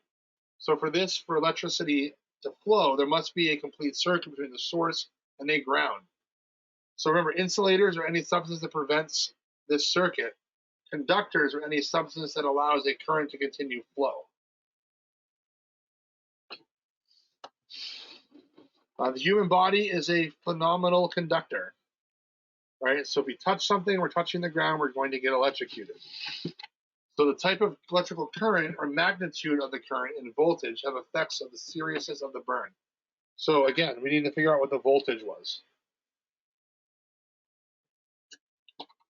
So never attempt to remove someone from an electrical source unless you are specifically trained to do so. If we have an electrical source, someone's being electrocuted, we can, especially in a home, we can turn off the main breaker to the house to stop that electrical flow, but do not put yourselves in harm's way. So remember, a burn injury appears when electricity enters and exits the body. So remember, there's two dangers. There may be one large amount of deep tissue injury, but the patient may also go into cardiac or respiratory arrest from the electrical shock. Our hearts like to function on its own electrical conduction system. When something else has interfered with it and not done it the right way, it can cause the patient to go into ventricular tachycardia or ventricular fibrillation with no pulse.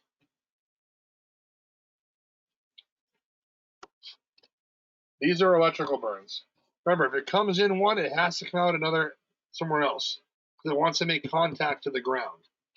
All right, so if you get electrical current going through your hands, it may come out through your leg and cause more significant injury and bleeding, as you can see here.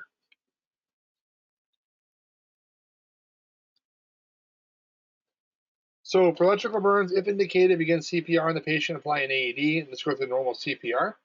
Be prepared to defibrillate if necessary, give supplemental oxygen, and monitor the patient closely.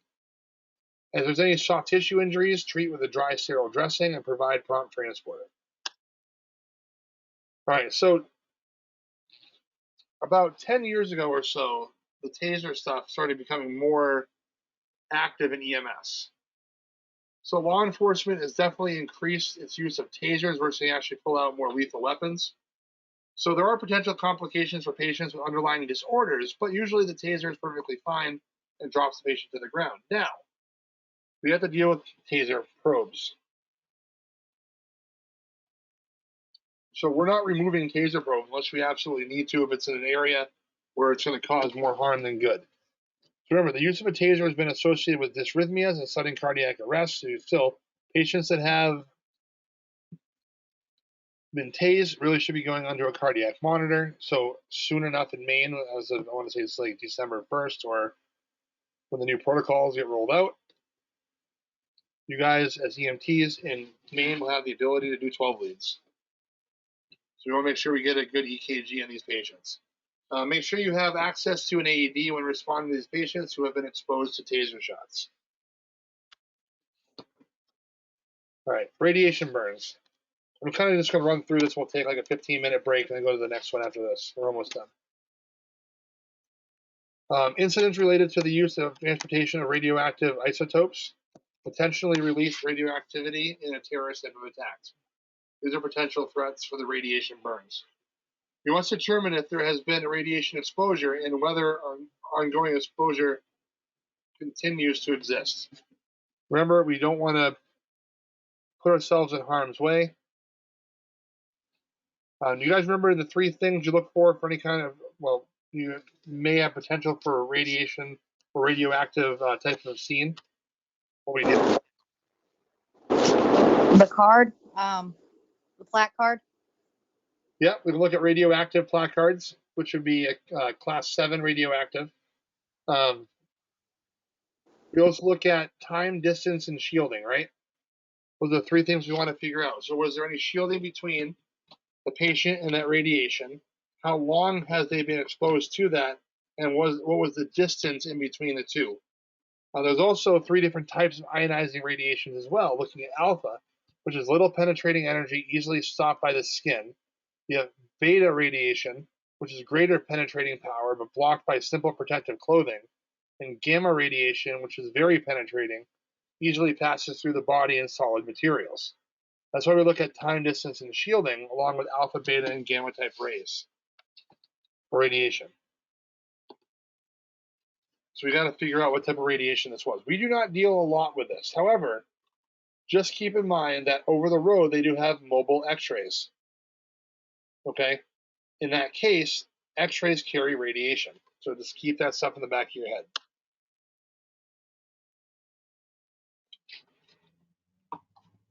And x-rays are considered gamma radiation because it needs to go all the way through. To be able to get a good picture. That's why they protect certain things with the shielding part of it. But again, getting x-rays, it's such a short burst that's not, again, now we're looking at time, right? Distance, we're really close to it. Shielding, we provide the protection based on certain areas, whether we're doing the x-ray. But again, time is seconds. It's a quick snapshot. It's not like they're going to have 10, 15, 20 minutes, 3 hours of gamma exposure. So we're going to maintain the safe distance and wait for the hazmat team to decontaminate the patient.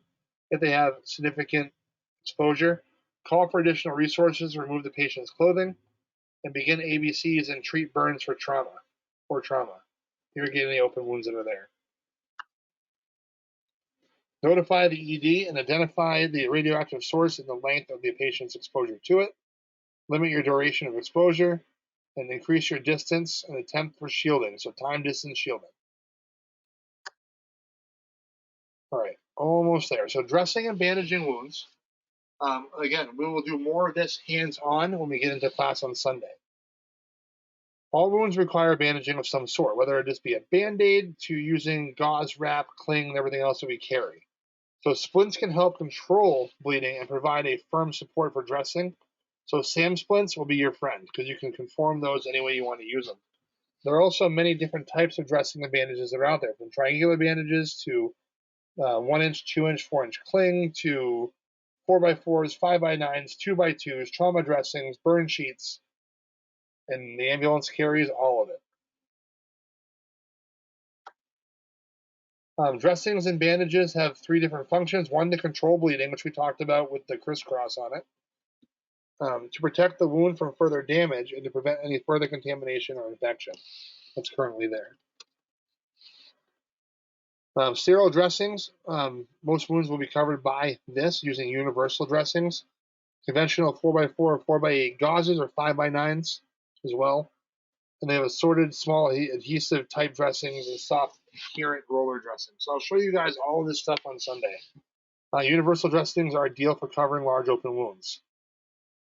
So those would be more like your abdominal pads or your trauma dressings, which are massive that we can utilize. Gauze pads are appropriate for smaller wounds. Adhesive tape dressings are useful for minor wounds, but our occlusive dressings prevent air and liquids from entering or exiting the wound.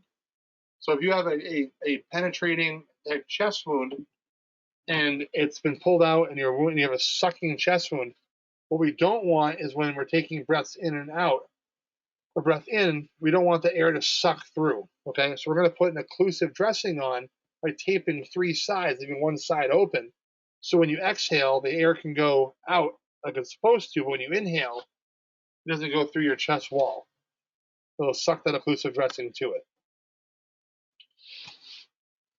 To keep the dressing in place during transport, you can use soft roller bandages, gauze, triangular bandages, adhesive tape. Self-adherent roller bandages are easiest to use. So again, whatever you want to use. Adhesive tape holds smaller dressings in place, but do not use elastic bandages to secure dressings. All right, the bandage may become a tourniquet and cause further damage, which is something that we don't want to happen.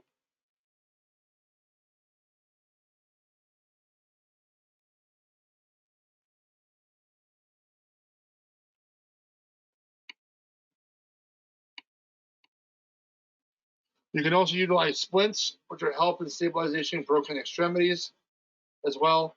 But if a wound continues to bleed despite the use of direct pressure, then quickly proceed to use of a tourniquet, again, if you can't control it. All right, so let's go over a review, and we'll take like a 15-minute break, and then we'll come back and we'll continue. So a young male was struck in the forearm with a baseball and complains of pain to the area. Slight swelling and ecchymosis are noted, but no external bleeding. Which type of injury does this describe?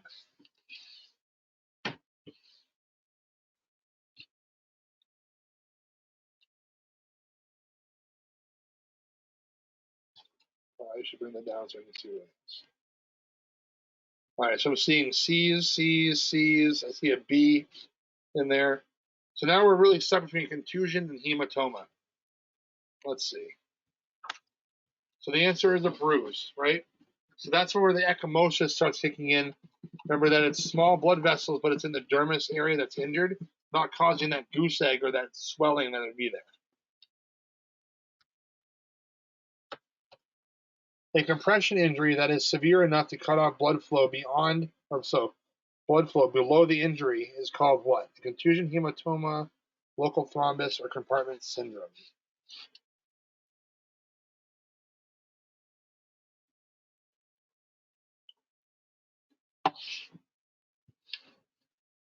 All right, I'm seeing D's up there for compartment syndrome. D it is.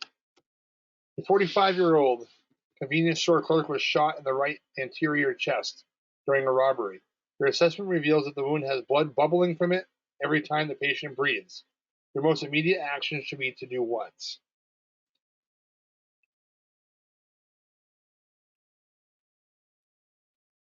Remember I talked about sucking chest wounds.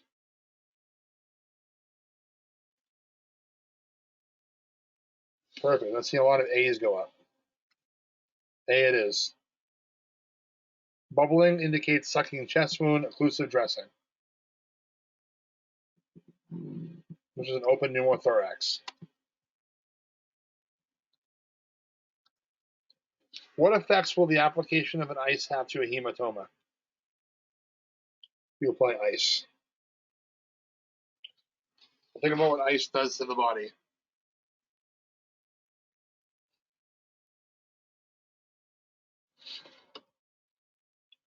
Whole lot of D's. Love it.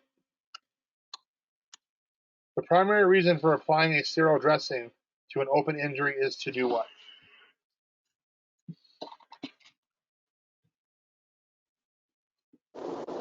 C.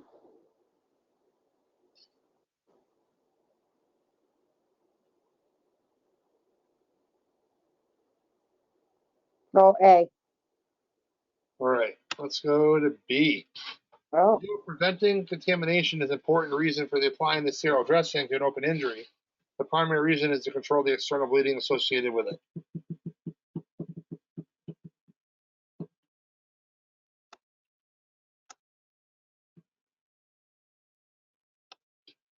The most appropriate way to dress and bandage an open abdominal wound is with a loop of bowel protruding from it is to do what?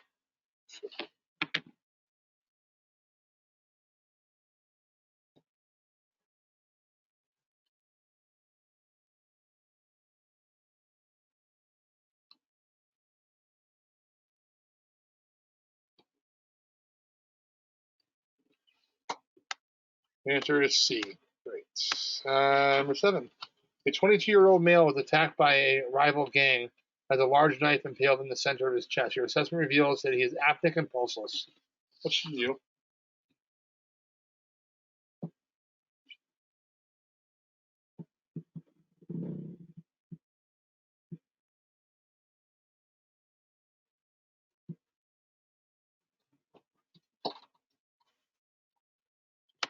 All right, A it is. Which of the following is considered a severe burn?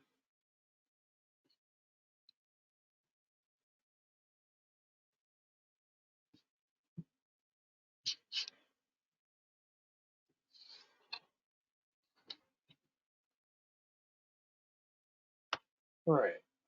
D. Severe burns include all the following. Full thickness burns involving hands, feet, face, airway, genitalia.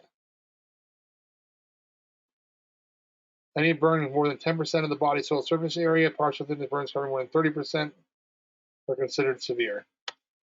All right, number 9. The 5-year-old boy was burned when he was pulled a barbecue grill over on top of himself. Ouch. He has partial and full thickness burns to his anterior chest, circumferentially on both arms. What percentage of the body surface area has been burned?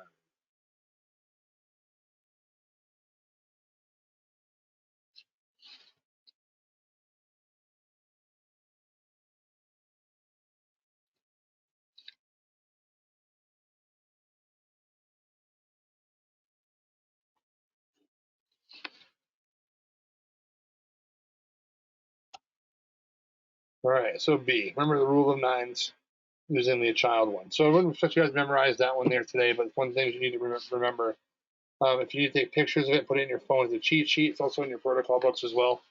But you're going to need to know the answer to these when you come to the hospital. Number 10, which of the following statements regarding chemical burns is false?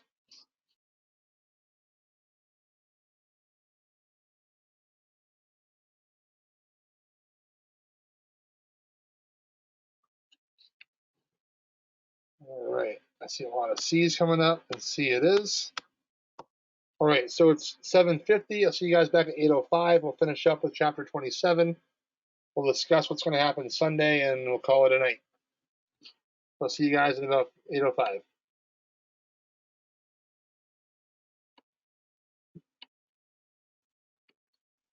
All right, so continuing on with our trauma session, we're going to talk about face and neck injuries.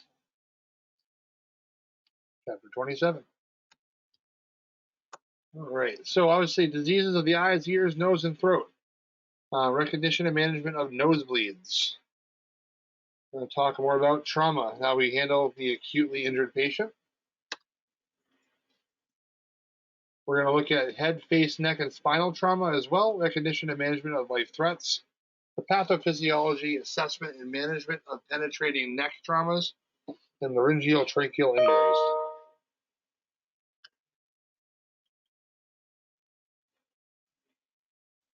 We're also going to discuss facial fractures, foreign bodies in the eyes, and dental trauma as well.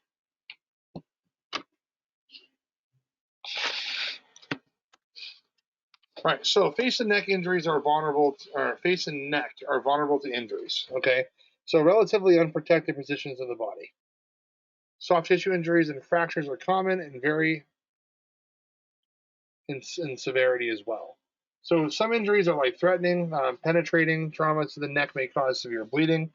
Also remember, neck injuries can also cause air emboluses as well. Open injuries may also result in the air embolus. With appropriate pre-hospital and hospital care, a patient with a seemingly devastating injury can have a surprisingly good outcome. But we need to have appropriate pre-hospital care to prevent this stuff from happening. So the head, the cranium, it contains the brain, right? That's the most posterior portion.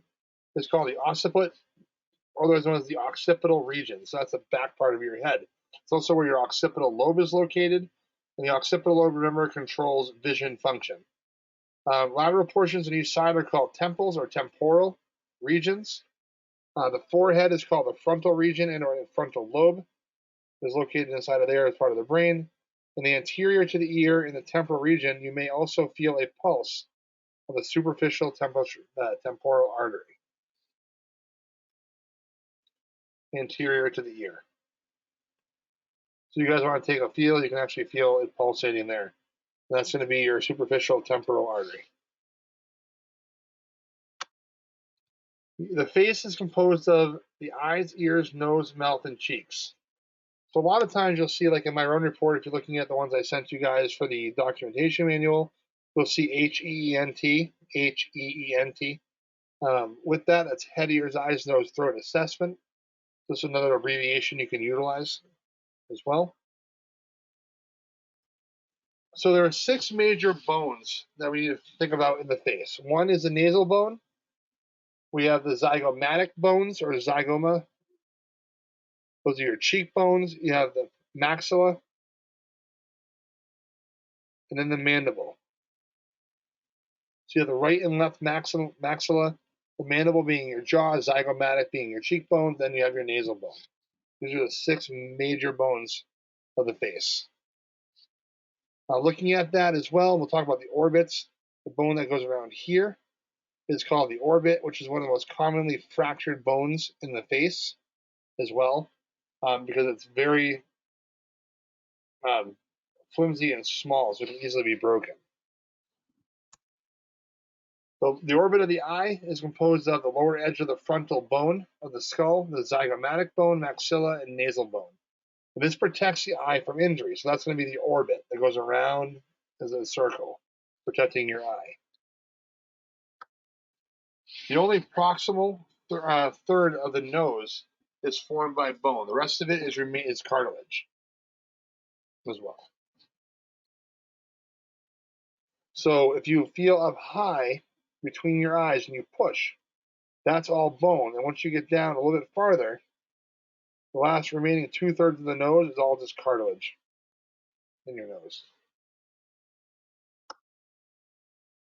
The exposed portion of the ears composed entirely of cartilage covered by the skin. It's called the tragus, superficial temporal artery, and the pinna,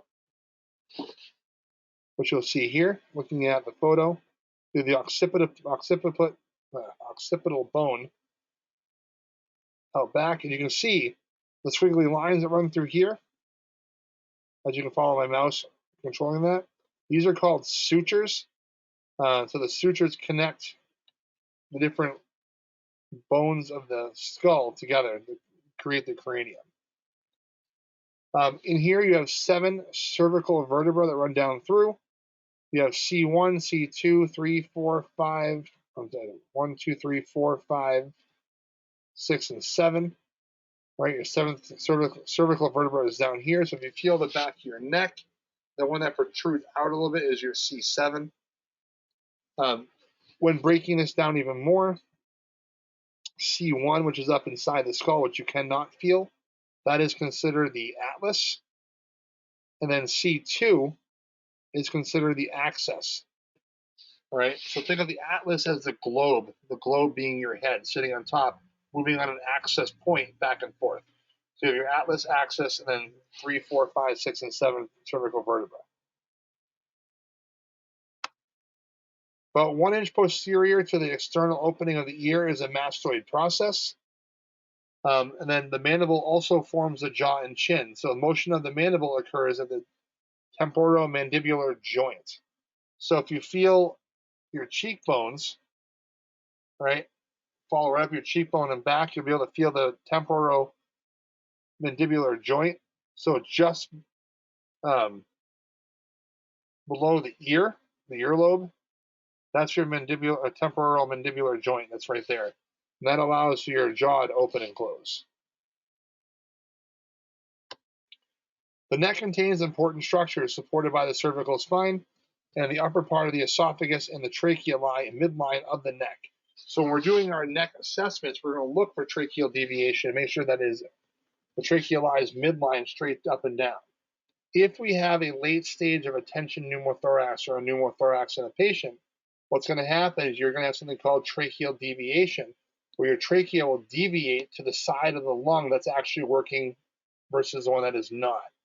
So if you see a tracheal deviation to the right side, then you have a left lung collapse. And the tracheal deviation is a very late sign of that. The carotid arteries are also found on either side of the trachea as well. So if you follow your trachea down, you slide either side into the groove, you'll be able to find your carotid arteries. As you can see looking here. So the larynx, the Adam's apple, is located in the center of the neck. All right. The other portion of the larynx is called the cricoid cartilage. So you have the cartilages here and here, okay? This is called a wrong button. Let me go back one here. Before we get into that. So the red right here are your carotid arteries. These are your jugular veins in the blue. Your thyroid cartilage is up here, and your cricoid cartilage is down low. And when you become a paramedic someday, and I'm hoping some of you will inspire to be one someday in the future, this will be an important landmark for you to know, because the cricothyroid membrane, which is right here, that little spot looks like it's smiling at you, that's where we do crics on people. That's where we cut open. The sternocleidomastoid muscle is your neck muscles, which are here. If you have a stiff neck, usually it's your sternocleidomastoid muscle. So think of where that locates. So sternum clavicle to your mastoid up here, runs through. And you can see your trachea down below. This is more of a breakdown of the larynx itself with the cricothyroid membrane, which lies between the two cartilages, which is a soft depression in the midline of the neck. So that would be this area right here. Like I said before, that's where they do needle crics and quick trachs and surgical crics and all that. That's where this will be done, in the neck, where they'll make a T incision and open the stuff up.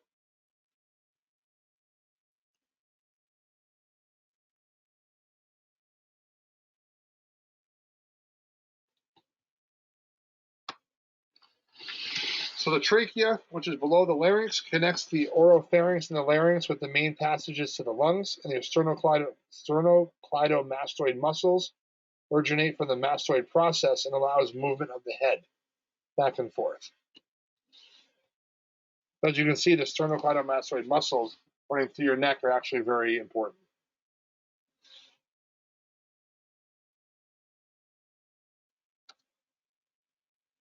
The globe, so the eye, the globe shape, which is globe shape approximately 1 inch in diameter, located with a bony socket in the skull called the orbit. And the orbit protects over 80% of the eyeball. But again, the orbit can fracture very easily. So when we're doing our head assessment, we actually want to push on the orbit, looking for any kind of deformity or extreme pain. You'll also notice like raccoon eyes as well, where they start looking like a raccoon because they're all black and blue. That usually indicates that there's an orbital fracture. The eye itself consists of the following here on the chart. So obviously we have the optic nerve that runs behind the eye. So if we have significant head trauma or eye injury, we got to look for we're going to be checking for optic nerve and just lost my train of thought. We're going to be checking for the optic nerve to make sure we're actually following good eye movements. make sure it's actually coordinating with what we're trying to make it do. So we can do something called an H pattern check. So we're gonna take our finger, have them look straight ahead, have them follow their eyes. We're gonna go back and forth, looking like an H. We're gonna check peripheral vision as well. And all we're doing is checking to make sure that everything is functioning appropriately.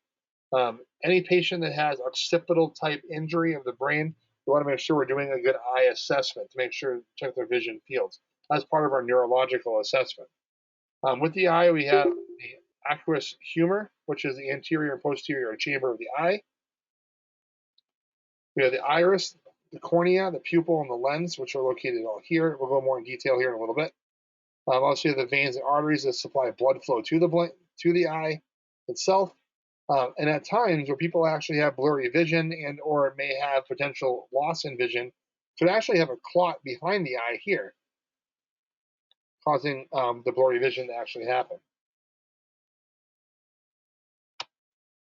So the eye with the clear jelly-like fluid near the back of the eye is called the vitreous humor, or vitreous humor. So in front of the lens is a fluid called aqueous humor, which can leak out during a penetrating injury. We want to pick up on that as we're doing eye assessments. So the conjunctiva is the membrane that covers the eye, and the lacrimal glands produce fluid to keep the eye moist. So remember we talked about toxins, we talked about toxidromes before, right? We talked about organophosphate poisoning, we looked at sludge. Well, the L is lacrimination, which is lacrimal gland producing more tears. So you have an overproduction of the lacrimal gland producing more teary eyes with that. Obviously, the pupil being in the black spot and the blue coloring here is your iris, and the sclera is the white. If we have a patient that has liver failure, that white sclera that we see here is actually going to be yellow. That's what we call jaundice. The conjunctiva, if we have significant swelling in the conjunctiva, that can be called conjunctivitis, which is very, very contagious as well. So the sclera is the white fibrous tissue that helps maintain a globular shape. Again, it can also change color depending on liver failure as well. It'll start turning yellow. That's what we call jaundice. So on the front of the eye, the sclera is replaced by a clear, transparent membrane called the cornea. This allows light to enter the eye, and the iris is also a circular muscle behind the cornea.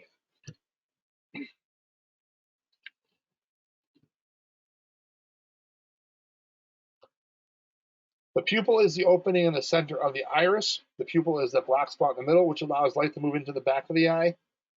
So anoscoria is a condition in which a person is born with two different sized pupils. Now again, we look at pinpoint pupils usually indicate some type of opiate type overdose. If they're very dilated pupils, it could indicate a head injury.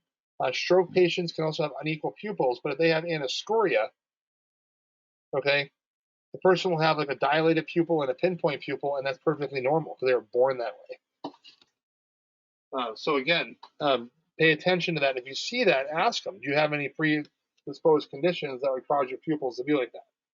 I have a close friend of mine that actually has anoscoria, and sometimes I bring him into classes in the past that I've had him come over, and people are like, oh my God, what's wrong with him? He has a head injury. And really, he didn't. He was born that way. The lens behind the iris lies behind the iris, which focuses images on the retina in the back of the globe, which helps produce the images that we see, and having an understanding with that as well. The retina contains nerve endings which responded to light by transmitting nerve impulses through the optic nerve in the brain to the brain itself. And the retina is nourished by a layer of blood vessels called the carotid. So retinal detachment also can cause blindness. So if a patient is blind, could it be caused from a clot, from a release from a stroke of some sort? Because your eyes can have strokes as well, having that clot. Or did you have retinal detachment causing the blindness as well? So again, you got to look at the mechanism of injury that potentially could have caused that. This can often lead to partial or complete obstruction of the upper airway for injuries to the face and neck. Several factors may contribute to this would be blood clots from heavy facial bleeding, direct injuries to the nose, mouth, larynx, and trachea, or dislodgement of teeth or dentures into the throat. If a patient is involved in a traumatic injury and you notice that they have dentures, take the dentures out and put them aside. Please do not throw them out. They are very expensive, but put them aside into another cup of some sort and then bring it in with the patient. Swelling that accompanies direct or indirect injuries can also cause some factors as well. Airway also may be affected when the patient's head is turned onto the side. So again, we want to keep inline, neutral position of the neck to keep that airway open. If it is a traumatic injury, we can use a jaw thrust maneuver. If it's non-traumatic, we use a head tilt chin lift maneuver. Possible injuries to the brain and or cervical spine as well may also be there. So you got to do a good neurological assessment as well, and also using a cervical collar to keep the cervical spine in line. So as you can see, looking at soft tissue injuries of the head, these are very common, especially these patients, especially in the elderly when they fall. So the face and neck are extremely vascular, which is why you see a lot of bleeding here. But it doesn't necessarily mean that the injury is that severe. Swelling may be more severe in these types of injuries because of the extreme vascularity of the head itself. So skin and tissues in these areas have rich blood supply, and a blunt injury can cause a pretty significant hematoma, even though it might not be something super critical. However, what medication could they be on that make it more critical than what it actually is? What do you guys think?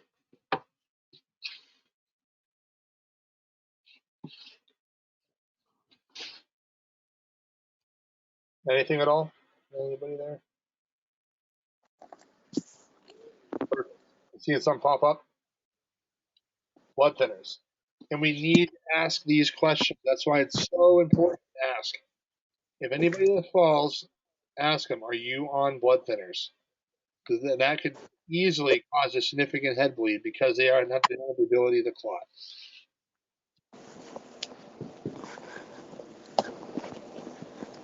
As far as dental injuries go, the mandible injuries are very common. Most of the injuries are the result of vehicle collisions or assaults. So the signs of mandible fracture include misalignment of the teeth, numbness of the chin, and the inability to open the mouth itself. If you do have any kind of dental injury, you also want to note if they're missing any teeth.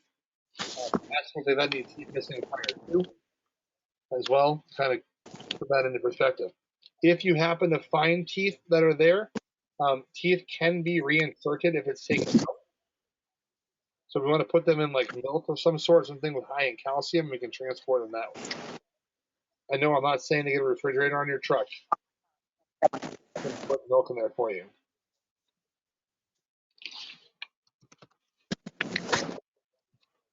I have some dresses for Stacy too, but I never dropped them off. Nancy, I think you're still off mute. Sorry. No worries. Want to make sure to remind you in case something else comes out that probably shouldn't in glass.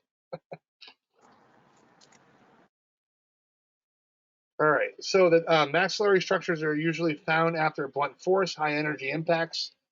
So look for massive face swelling, instability of facial bones, misalignment of the teeth. We talked about that before. These are signs of the maxillary fractures. Fractured and avulsed teeth are common following facial trauma. So if we have this, we're not going to be able to splint it. We can wrap gauze from head to chin, kind of hold it in place the best we possibly can.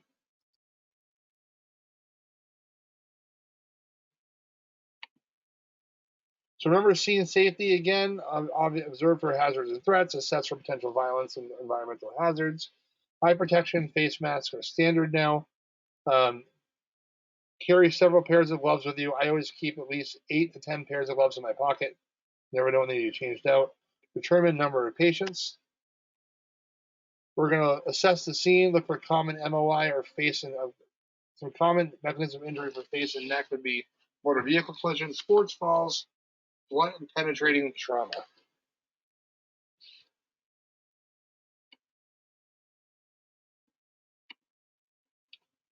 We're going to focus on identifying and managing any life-threatening concerns and looking at the ABCs. Remember that if it's an ABC issue, it needs to be treated immediately. When there is life-threatening external hemorrhage, it should be addressed before airway and breathing, because again, if you have no more blood supply, your heart's not going to pump anymore and you're going to die. Again, going to cardiac arrest due to hypovolemic shock. So, tourniquet, move forward. Apply pressure bandage, move forward. Then get to your airway. We're going to form a general impression, looking for the sick or not sick. Look for the important indicators about seriousness of the patient's condition. So again, looking at skin color and temperature, looking at the type of injuries that are actually present in front of you. Injuries may also be obvious and or hidden. So again, you need to do a full rapid trauma assessment, being all touchy-feely and look at the body and touch the body and see what's going on. It also means exposed. Control blood loss with direct pressure. Consider the need for manual stabilization. Apply a cervical collar and check for the AVPU scale. Airway and breathing, ensure that the clear and patent airway. If the patient is unresponsive or has a significantly altered LOC, consider a properly sized OPA. Now, if they have an OPA in place and they develop a gag reflex, take it out, put in the nasal airway. However, nasal airways are contraindicated for patients that have basilar skull fractures. All right?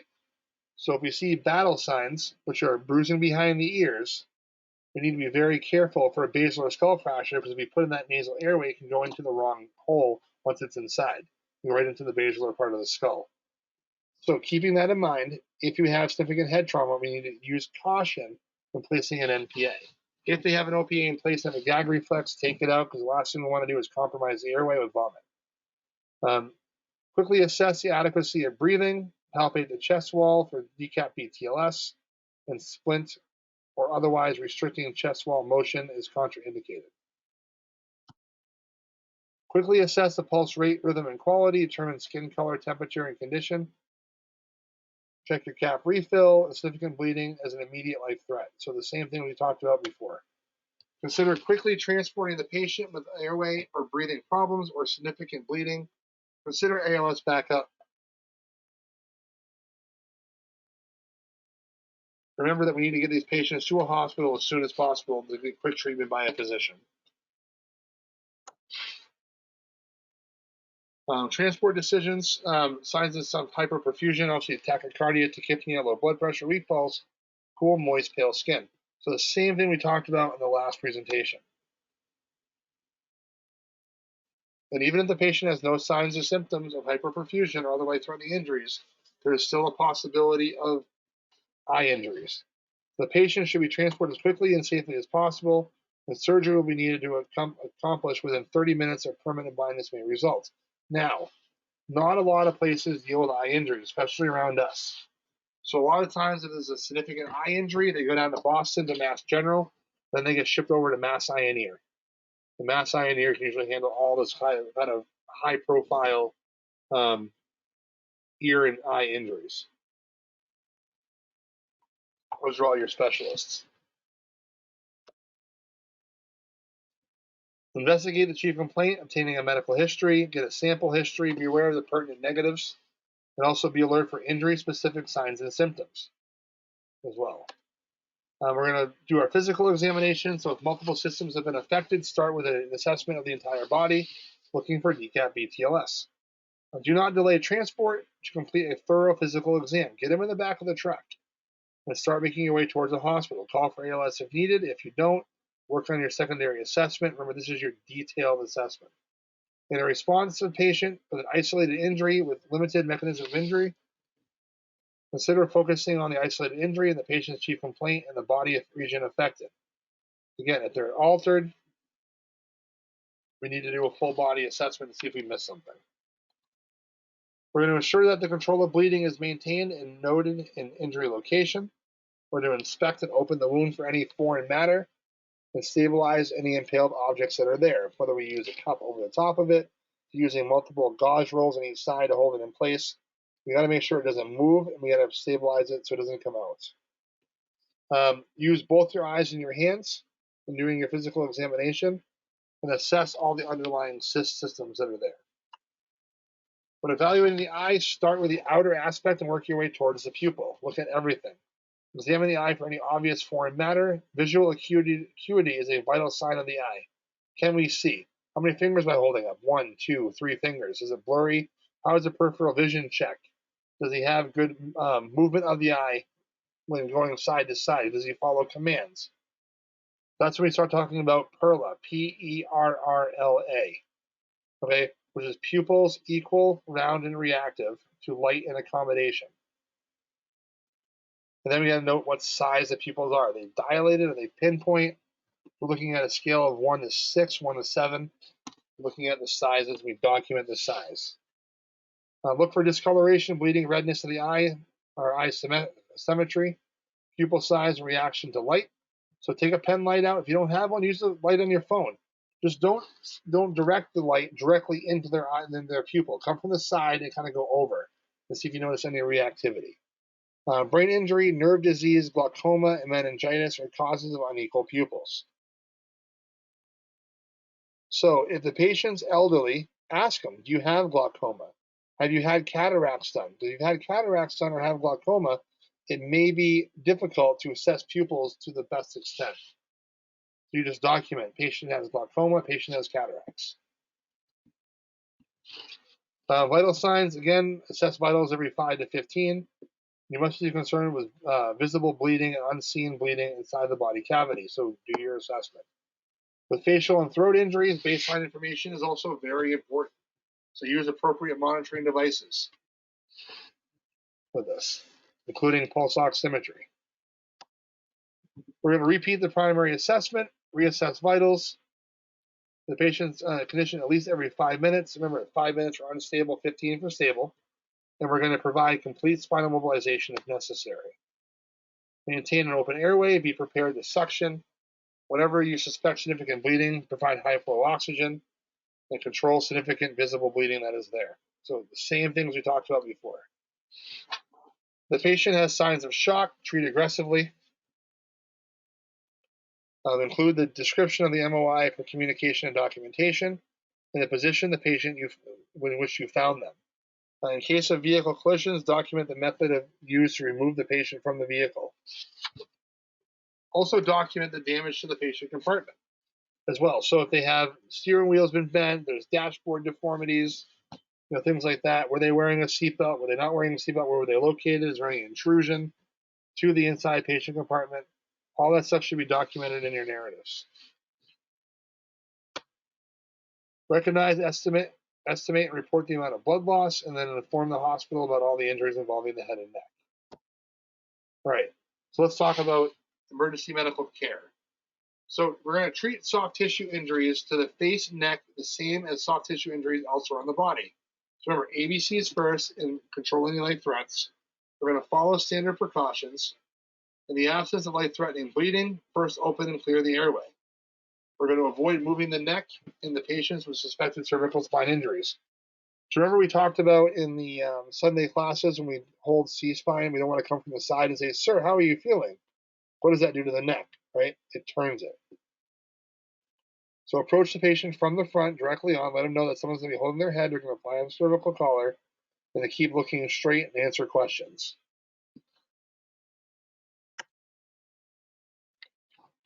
As far as controlling bleeding, using a dry sterile dressing, we can use roller gauze wrapped around the head to hold pressure dressings in place. Do not apply excessive pressure if underlying skull fracture is suspected. The last thing we want to do is apply more pressure to the swelling brain. We want it to be able to expand and kind of work its way out, especially if it's a hematoma. All right. So if there's underlying skull fracture, we don't want to put pressure on this because that can cause more intracranial pressure, which causes more intracranial swelling, which can cause more neurological deficits. We're going to cover the exposed brain, eye, or other structures with a moist, sterile dressing. We're going to apply ice locally to the injuries that do not break the skin. If there are soft tissue injuries around the mouth, check for bleeding inside the mouth. If there are broken teeth or a tongue laceration, this may cause extensive bleeding and obstruction of the upper airway. So we have to lean them forward and let the blood flow out versus them leaning backwards and having to suck that blood in. So it doesn't take more than a tablespoon of blood to actually indicate or trigger your stomach to vomit.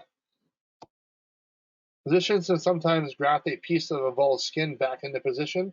So again, if it's avulsed, put it back in place. If it's off, put it in a plastic bag, keep it cool, but do not play directly on ice.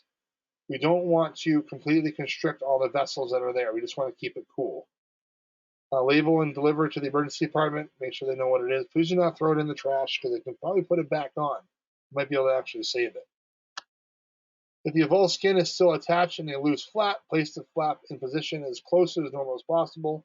Hold with a dry, sterile dressing and transport to the hospital. Eye injuries are very common, particularly in sports. Okay? So it can produce lifelong complications, including blindness. In a normal, uninjured eye, the entire circle of the iris is definitely visible. So the pupils are round, usually equal in size and reactive to light and equal. So after an injury, pupil reaction or shape of eye movement are definitely disturbed. So you want to note that. Take a look at the pupils, look at the shape of it inside. Remember, it's supposed to be perfectly round. If it's not, then we have pupil damage.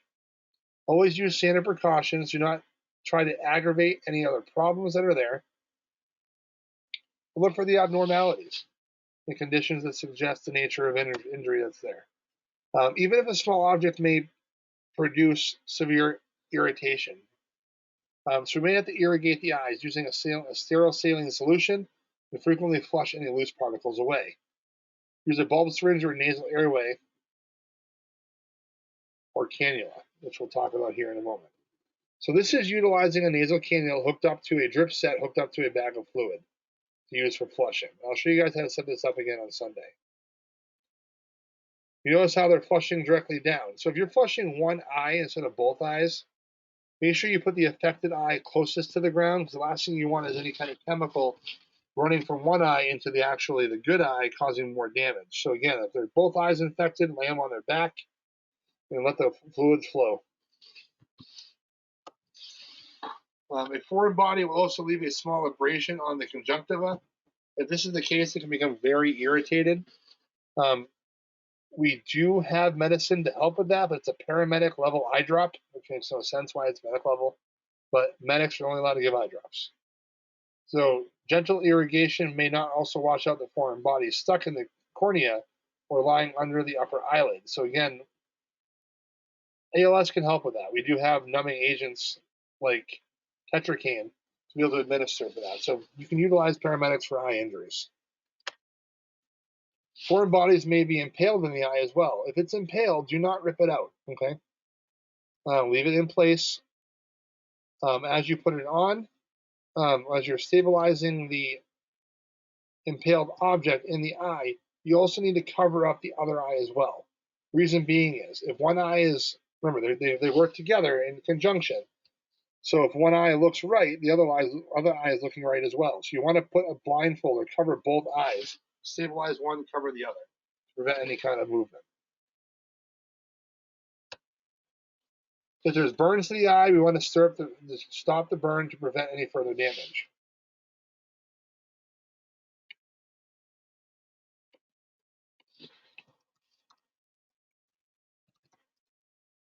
One second.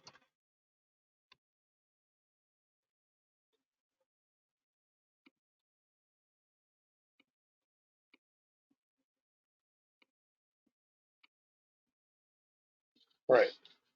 So flush the eye with water or saline. We want to use something sterile if we can, like sterile saline if we have it. If not, and they have flushing eye wash stations, let it continuously run. So you may not be able to transport the patient that fast until after we get all this stuff irrigated. And do the best we can during transport. So there are other methods. We can irrigate by pouring saline in. We have buckets. We have the eye wash stations, or we can use saline with nasal cannula. I personally like the saline nasal cannula. Just keep in mind that you're running a liter of fluid into this patient's eyes. The water has to go somewhere, so try to collect it into a bucket. If not, put multiple towels underneath their head so it collects into the towels. You may have to force the eyelids open. So you take your fingers and just pry them open. It's going to be very irritating to the patient, but again, we have to get those eyes opened up to wash them out. Flush from the inner to the outer corner. And if the burn was caused by an alkali or a strong acid, irrigate continuously for at least 20 minutes. After irrigation, apply a clean, dry dressing to cover the eye, and then we start transport. Thermal burns during a fire, the eyes will close to protect heat from the eyelids, and the eyelids will burn. So transport promptly without further examination. Cover both eyes with a sterile dressing, moistened with sterile saline, and apply eye shields over the dressing itself. So that way we keep it moist, so that way there it doesn't constrict. And again, we want to make sure the eyes don't move, so putting eye patches on both eyes or eye shields will help that. Infrared rays, eclipse light, laser beam, all can cause significant damage. So retinal injuries caused by exposure to light are generally not painful, may result in permanent damage. That's why we don't stare into the eclipse when it comes through. Severe conjunctivitis also usually develops with redness, swelling, and excessive tearing. Also highly contagious. So you want to make sure that you decon everything. Remember, someone with conjunctivitis can rub their eye, touch a doorknob. You touch your doorknob, touch your eye, and you can actually get conjunctivitis from that other patient. So just keep that kind of stuff in mind when they're touching. Make sure you wear protection and cover your eyes. Lacerations require very careful repair to restore appearance and function. Nothing that's going to be done anywhere around our local hospitals. Bleeding may also be heavy, but usually can be controlled with gentle manual pressure. If there is a laceration of the globe itself, apply no pressure to the eye, just to the globe. Never exert pressure on or manipulate an injured globe, though, okay? We want to feel for it, looking for the injury, but we don't want to manipulate or put excessive pressure down. If part of the eyeball is exposed, gently apply a moist sterile dressing to prevent any kind of drying. Cover the injured eye with a protective metal eye shield, cup, or sterile dressing, and then apply a soft dressing to both eyes and provide prompt transport. We apply it to both eyes to prevent any kind of eye movement. That's why we do that. On rare occasions, the eyeball may be displaced from its socket, called an extruding eyeball. Do not attempt to push the eyeball back in. Leave it hanging out. Cover the eye with a stabilized it with a moist sterile dressing. Cover both eyes during a further injury, and have the patient lay supine and transport him to the hospital. As far as blunt trauma goes, injuries range from ordinarily black eye to a severely damaged globe. Retinal detachment also is often seen in sports. Again, significant head injuries. Hyphema obscures all parts of the iris, and then the orbit fracture is a fracture of the bones that form the eye floor and support the globes. We talked about orbit fractures before, looking for that raccoon eye, so that darkening, looking like raccoons. So apply pressure as you're palpating, press the orbit. That's not too hard to cause any more damage, but just kind of look for where the actual injury may potentially be. The following findings should alert you to the possibility of a head injury. One pupil larger than the other. Eyes not moving together. Failure for the eyes to follow your finger. Bleeding under the conjunctiva. Protrusion or bulging of one eye. Right? Now, severe intracranial pressure can also cause the eyeballs underneath behind there to start swelling as well. So it can start protruding out. So keep that kind of stuff in mind for the head injury. Blast injuries are signs and symptoms range from severe pain and loss of vision to foreign bodies within the globe. If there is a foreign body within the globe, do not take it out. If only one eye is injured, follow your local protocols. And if the patient has severe swelling, do not force the eyelid open to examine it, because it just causes more damage and more pain. Just get them to an eye center. Contact lenses and artificial eyes. So do not attempt to remove contact lenses unless there is a chemical burn. Then we can take them out. To remove a hard contact lens, use a small suction cup. Again, we do not carry those.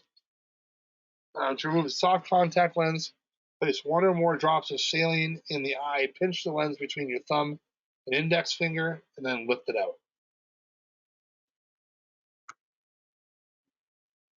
All right, so we don't carry that, the suction cups for hard contact lenses, but we can apply some saline to remove the contact lens if needed. If the patient's alert and oriented and can take care of themselves and you're transporting them, have them take it out.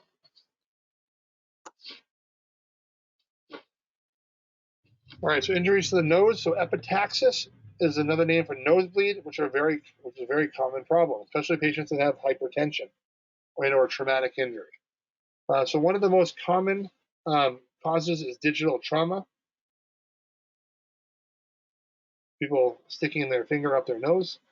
Anterior nosebleeds usually originate from the area of the septum and bleed slowly. The posterior nosebleeds are usually more severe and often cause blood to drain into the throat. This is why we want to make sure we take our patients, we sit them forward. We can apply ice to the back of the neck or the bridge of the nose to kind of help control the bleeding. Blunt injuries may also be associated with fractures and soft tissue injuries of the face, head injuries, and other injuries to the cervical spine.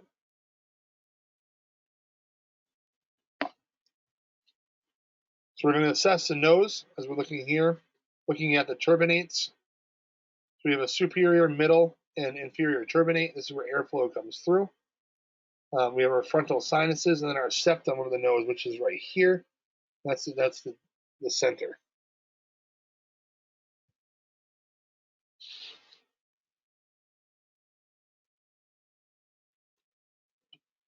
So within the nose, we have something called epithelial tissue. With that, they have something called goblet cells. I know this is more A and P. This is what conducts mucus, but the epithelial tissue that's in here has a lot of hairy follicles that come out of it that actually prevent and help filter the air coming in. And the goblet cells, it's kind of, if you look at my screen for a minute here, you can see, let's say the tissue goes across and has a drop in. And those there are called goblet cells that actually can take in mucus. And they also have a lot of hair follicles coming out of it to help prevent and help filter the air breathed into your nose.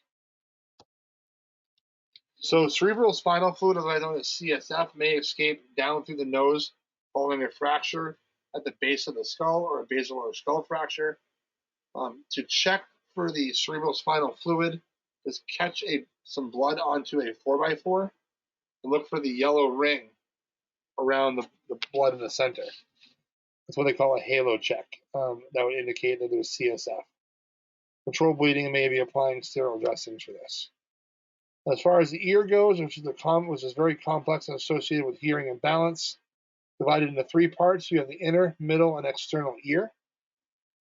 Good for us to know, but not much we're going to do for treatments and as far as getting them to a hospital. So the pinna goes down through the ear canal. This is the external auditory canal here. This is the tympanic membrane, right? We don't want that to puncture. That's your eardrum. Up here is something called a hammer. Then you have the anvil and the stirrup. And then the cochlea, which is here.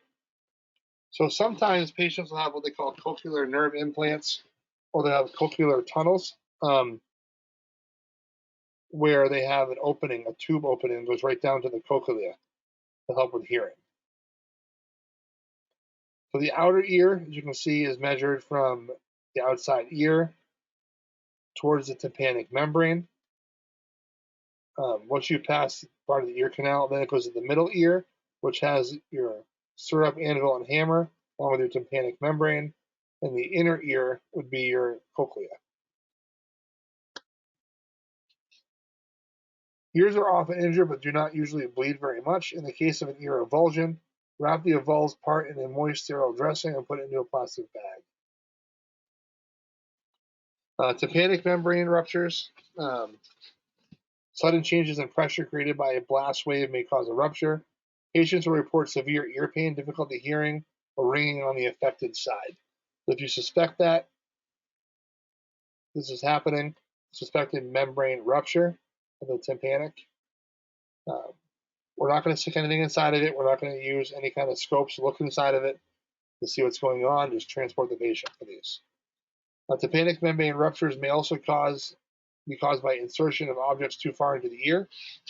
So they really need to go to the hospital for evaluation. Remember, children can also place foreign bodies into the external auditory canal. And clear fluids coming from the ear may indicate a skull fracture. So if you have bleeding from the ears, do the halo check. Get the blood onto a 4x4 and take a look at it. If you see that yellow ring, now we have cerebrospinal fluid coming out. Right? So that can indicate the skull has been fractured. As far as facial fractures go, it typically result from blunt impact. So assume a direct blow to the mouth or nose has caused a facial fracture. Again, we don't know. We can kind of assume that something's broken, but we can't do anything until they get x-rays. Other clues would include bleeding in the mouth, inability to swallow or talk, absent or loose teeth, or loose or movable bone fragments. So as we're palpating, we want to make sure we're looking for any kind of crepitus.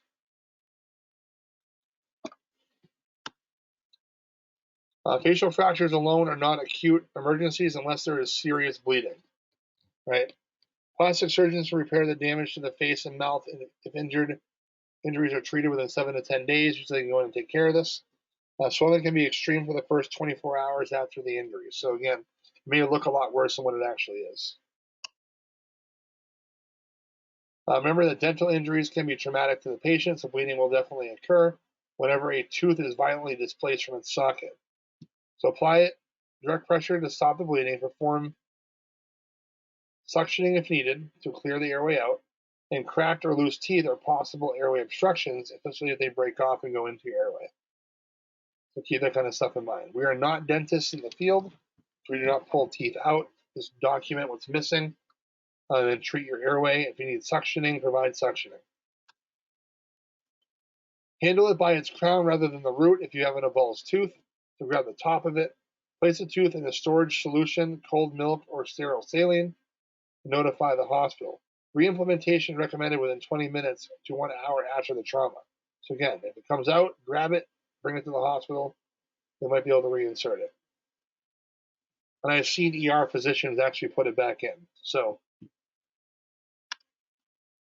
you may encounter an object impaled in the patient's cheek. If this happens, if you are unable to control the bleeding, consider removing the object from the cheek. We want to protect the airway. The patient, and then provide direct pressure on the outside of the cheek, inside and outside. So you may have to go in with some gauze on the inside and outside and apply pressure.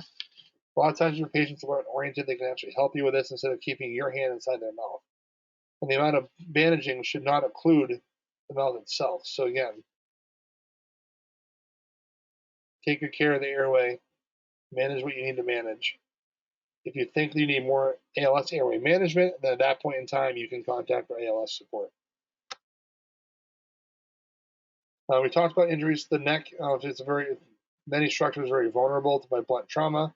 We have the upper airway, esophagus, carotid arteries, and jugular veins. The thyroid cartilage, which is the Adam's apple, cricoid cartilage, and the upper part of the trachea. So remember that with blunt injuries, any crushing injury of the upper part of the neck is likely to involve the larynx or trachea. This can cause significant damage to the point where the patient have the inability to breathe. So once the cartilages of the upper airway and larynx are fractured, they do not spring back to their normal position, which therefore in turn causes more narrow airway passages. This can lead to the loss of voice, difficulty swallowing, severe and sometimes fatal airway obstructions, and leakage of air into the soft tissues of the neck. So then we start talking about subcutaneous emphysema, which is the characteristic crackling sensation produced by the presence of air. So right by your clavicle, if you start pushing on your neck in that general vicinity, it'll start feeling like you're pushing on Rice Krispies. It'll start, little air bubbles will start popping underneath your fingers. That's subcutaneous emphysema. Complete airway obstruction can also develop very rapidly with this. ALS support either by air or intercept may be necessary for these patients because this can lead to death. Penetrating injuries can cause profuse bleeding from the laceration of the great vessels in the neck. So injuries to the carotid artery or carotid and jugular veins can also cause the body to bleed out. Injuries to these large vessels may also allow air to enter the circulatory system, where we talk about the air embolus, which then can cause a cardiac arrest. It takes roughly 75 mLs of air to get into the system at one time to put a patient into cardiac arrest. So direct pressure will continue and also control most bleeding that's there as well. If you have a penetrating trauma and you can not remove it, it's a better option. That's like I said, there's airway compromise. Blunt force trauma to the larynx can also occur when unrestrained driver strikes the steering wheel. Again, so you want to look for that tracheal deviation and palpate the trachea for any kind of crunchiness or any kind of crepidus. Snowmobile riders that take a clothesline to the neck, right, as well. They become crushed against the cervical spine, resulting in soft tissue injury, fractures, and or a separation of the fascia. Penetrating or impaled objects in the larynx should not be removed unless they interfere with CPR. If they're in there, leave them in place. Stabilizing all impaled objects, if they are not obstructing the airway, stabilize them in place. Utilizing rolled gauze really works well, and then taping it down, making sure it doesn't move. The signs and symptoms of larynx injuries, laryngeal injuries would be respiratory distress, hoarseness, pain, difficulty swallowing, which is called dysphagia, cyanosis, so blue in the skin, pale skin, or sputum in the wound. We also look for a subcutaneous emphysema, where that's the Rice Krispies underneath the neck, bruising on the neck, hematoma, and bleeding. And to manage the laryngeal injuries, provide O2 ventilation as needed, and cervical collars, but avoid rigid collars. We don't want to make sure we put too much pressure on that subcutaneous emphysema that could be there.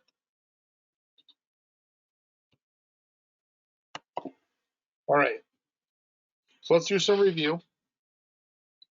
We'll talk about some stuff really quick for about 10 minutes or so, and we'll call it a night.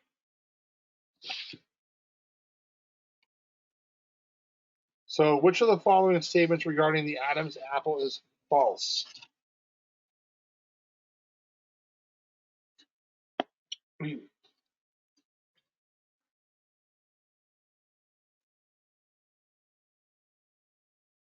A, B, C, or D?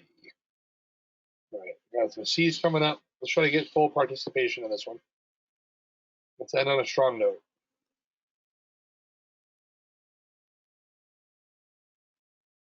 All right. So the answer is A. Everybody else put down C. So the most obvious prominence in the center of the anterior neck is the Adam's apple. This prominence is the upper part of the larynx formed by the thyroid cartilage and is more prominent in men than in women. The other portion of the larynx is the carotid cartilage, which is a firm ridge that is inferior to the thyroid cartilage. You guys all chose C. Let's go back and look at this one here. All right. So it's inferior to the cricoid cartilage, remember? So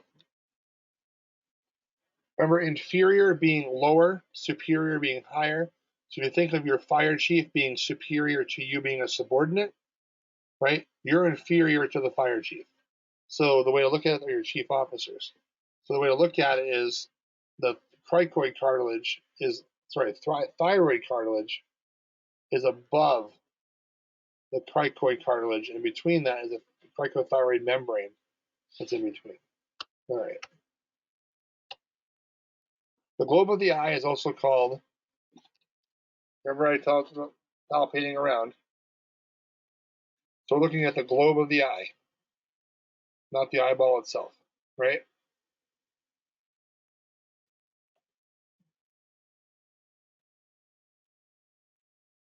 Awesome. All right. Oh, shoot, I went too far. What did I just do? That was actually tricky on that one there. It's actually eyeball. My mistake. I apologize for that. I read that wrong too as well. I was thinking the globe as the orbit.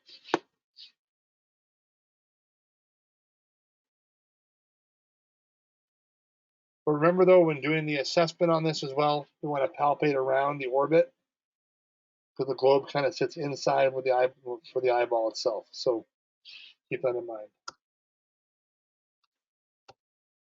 When a person is looking at an object up close, the pupil should do what? Dilate, constrict, remain the same, or dilate, then constrict.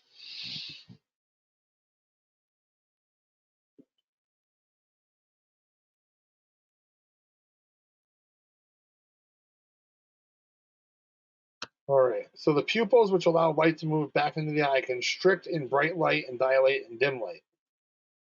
The pupil should also constrict when looking at an object up close and dilate when looking at an object farther away. This is called pupillary accommodation. So remember when I mentioned the PERLA, right? You want to look for pupils are equal, round, and reactive to light and accommodation. You want to make sure that when they're looking at things close, that pupil reactivity is actually changing. That's the accommodation part that I was talking about.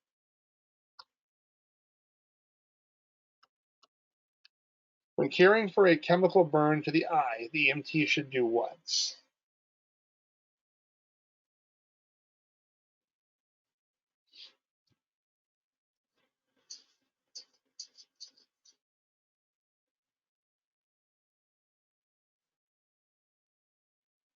We had a lot of A's.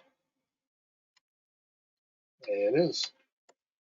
Which of the following signs is least indicative of a head injury? Least indicative.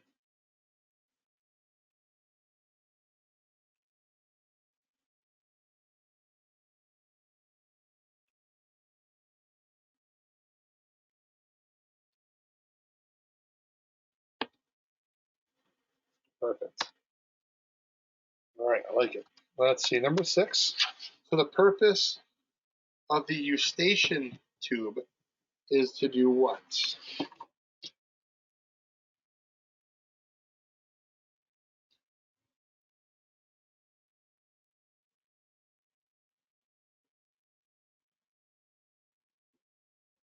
I think I see some C's coming up.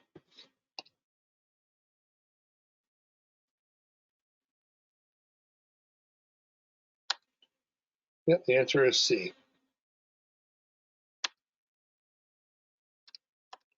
When caring for a patient with facial trauma, the EMT should be most concerned with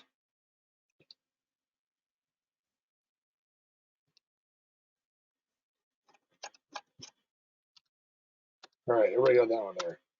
The presence of subcutaneous emphysema following trauma to the face and throat is most suggestive of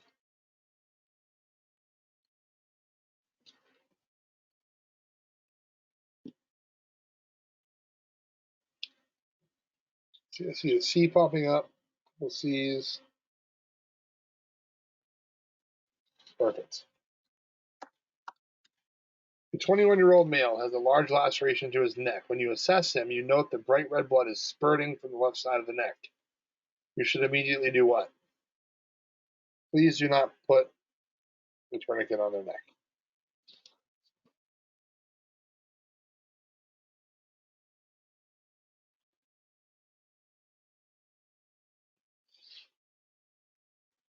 All right, I see a lot of C's. That is perfect. Which of the following mechanisms of injury would most likely cause a crushing injury to the larynx and or trachea?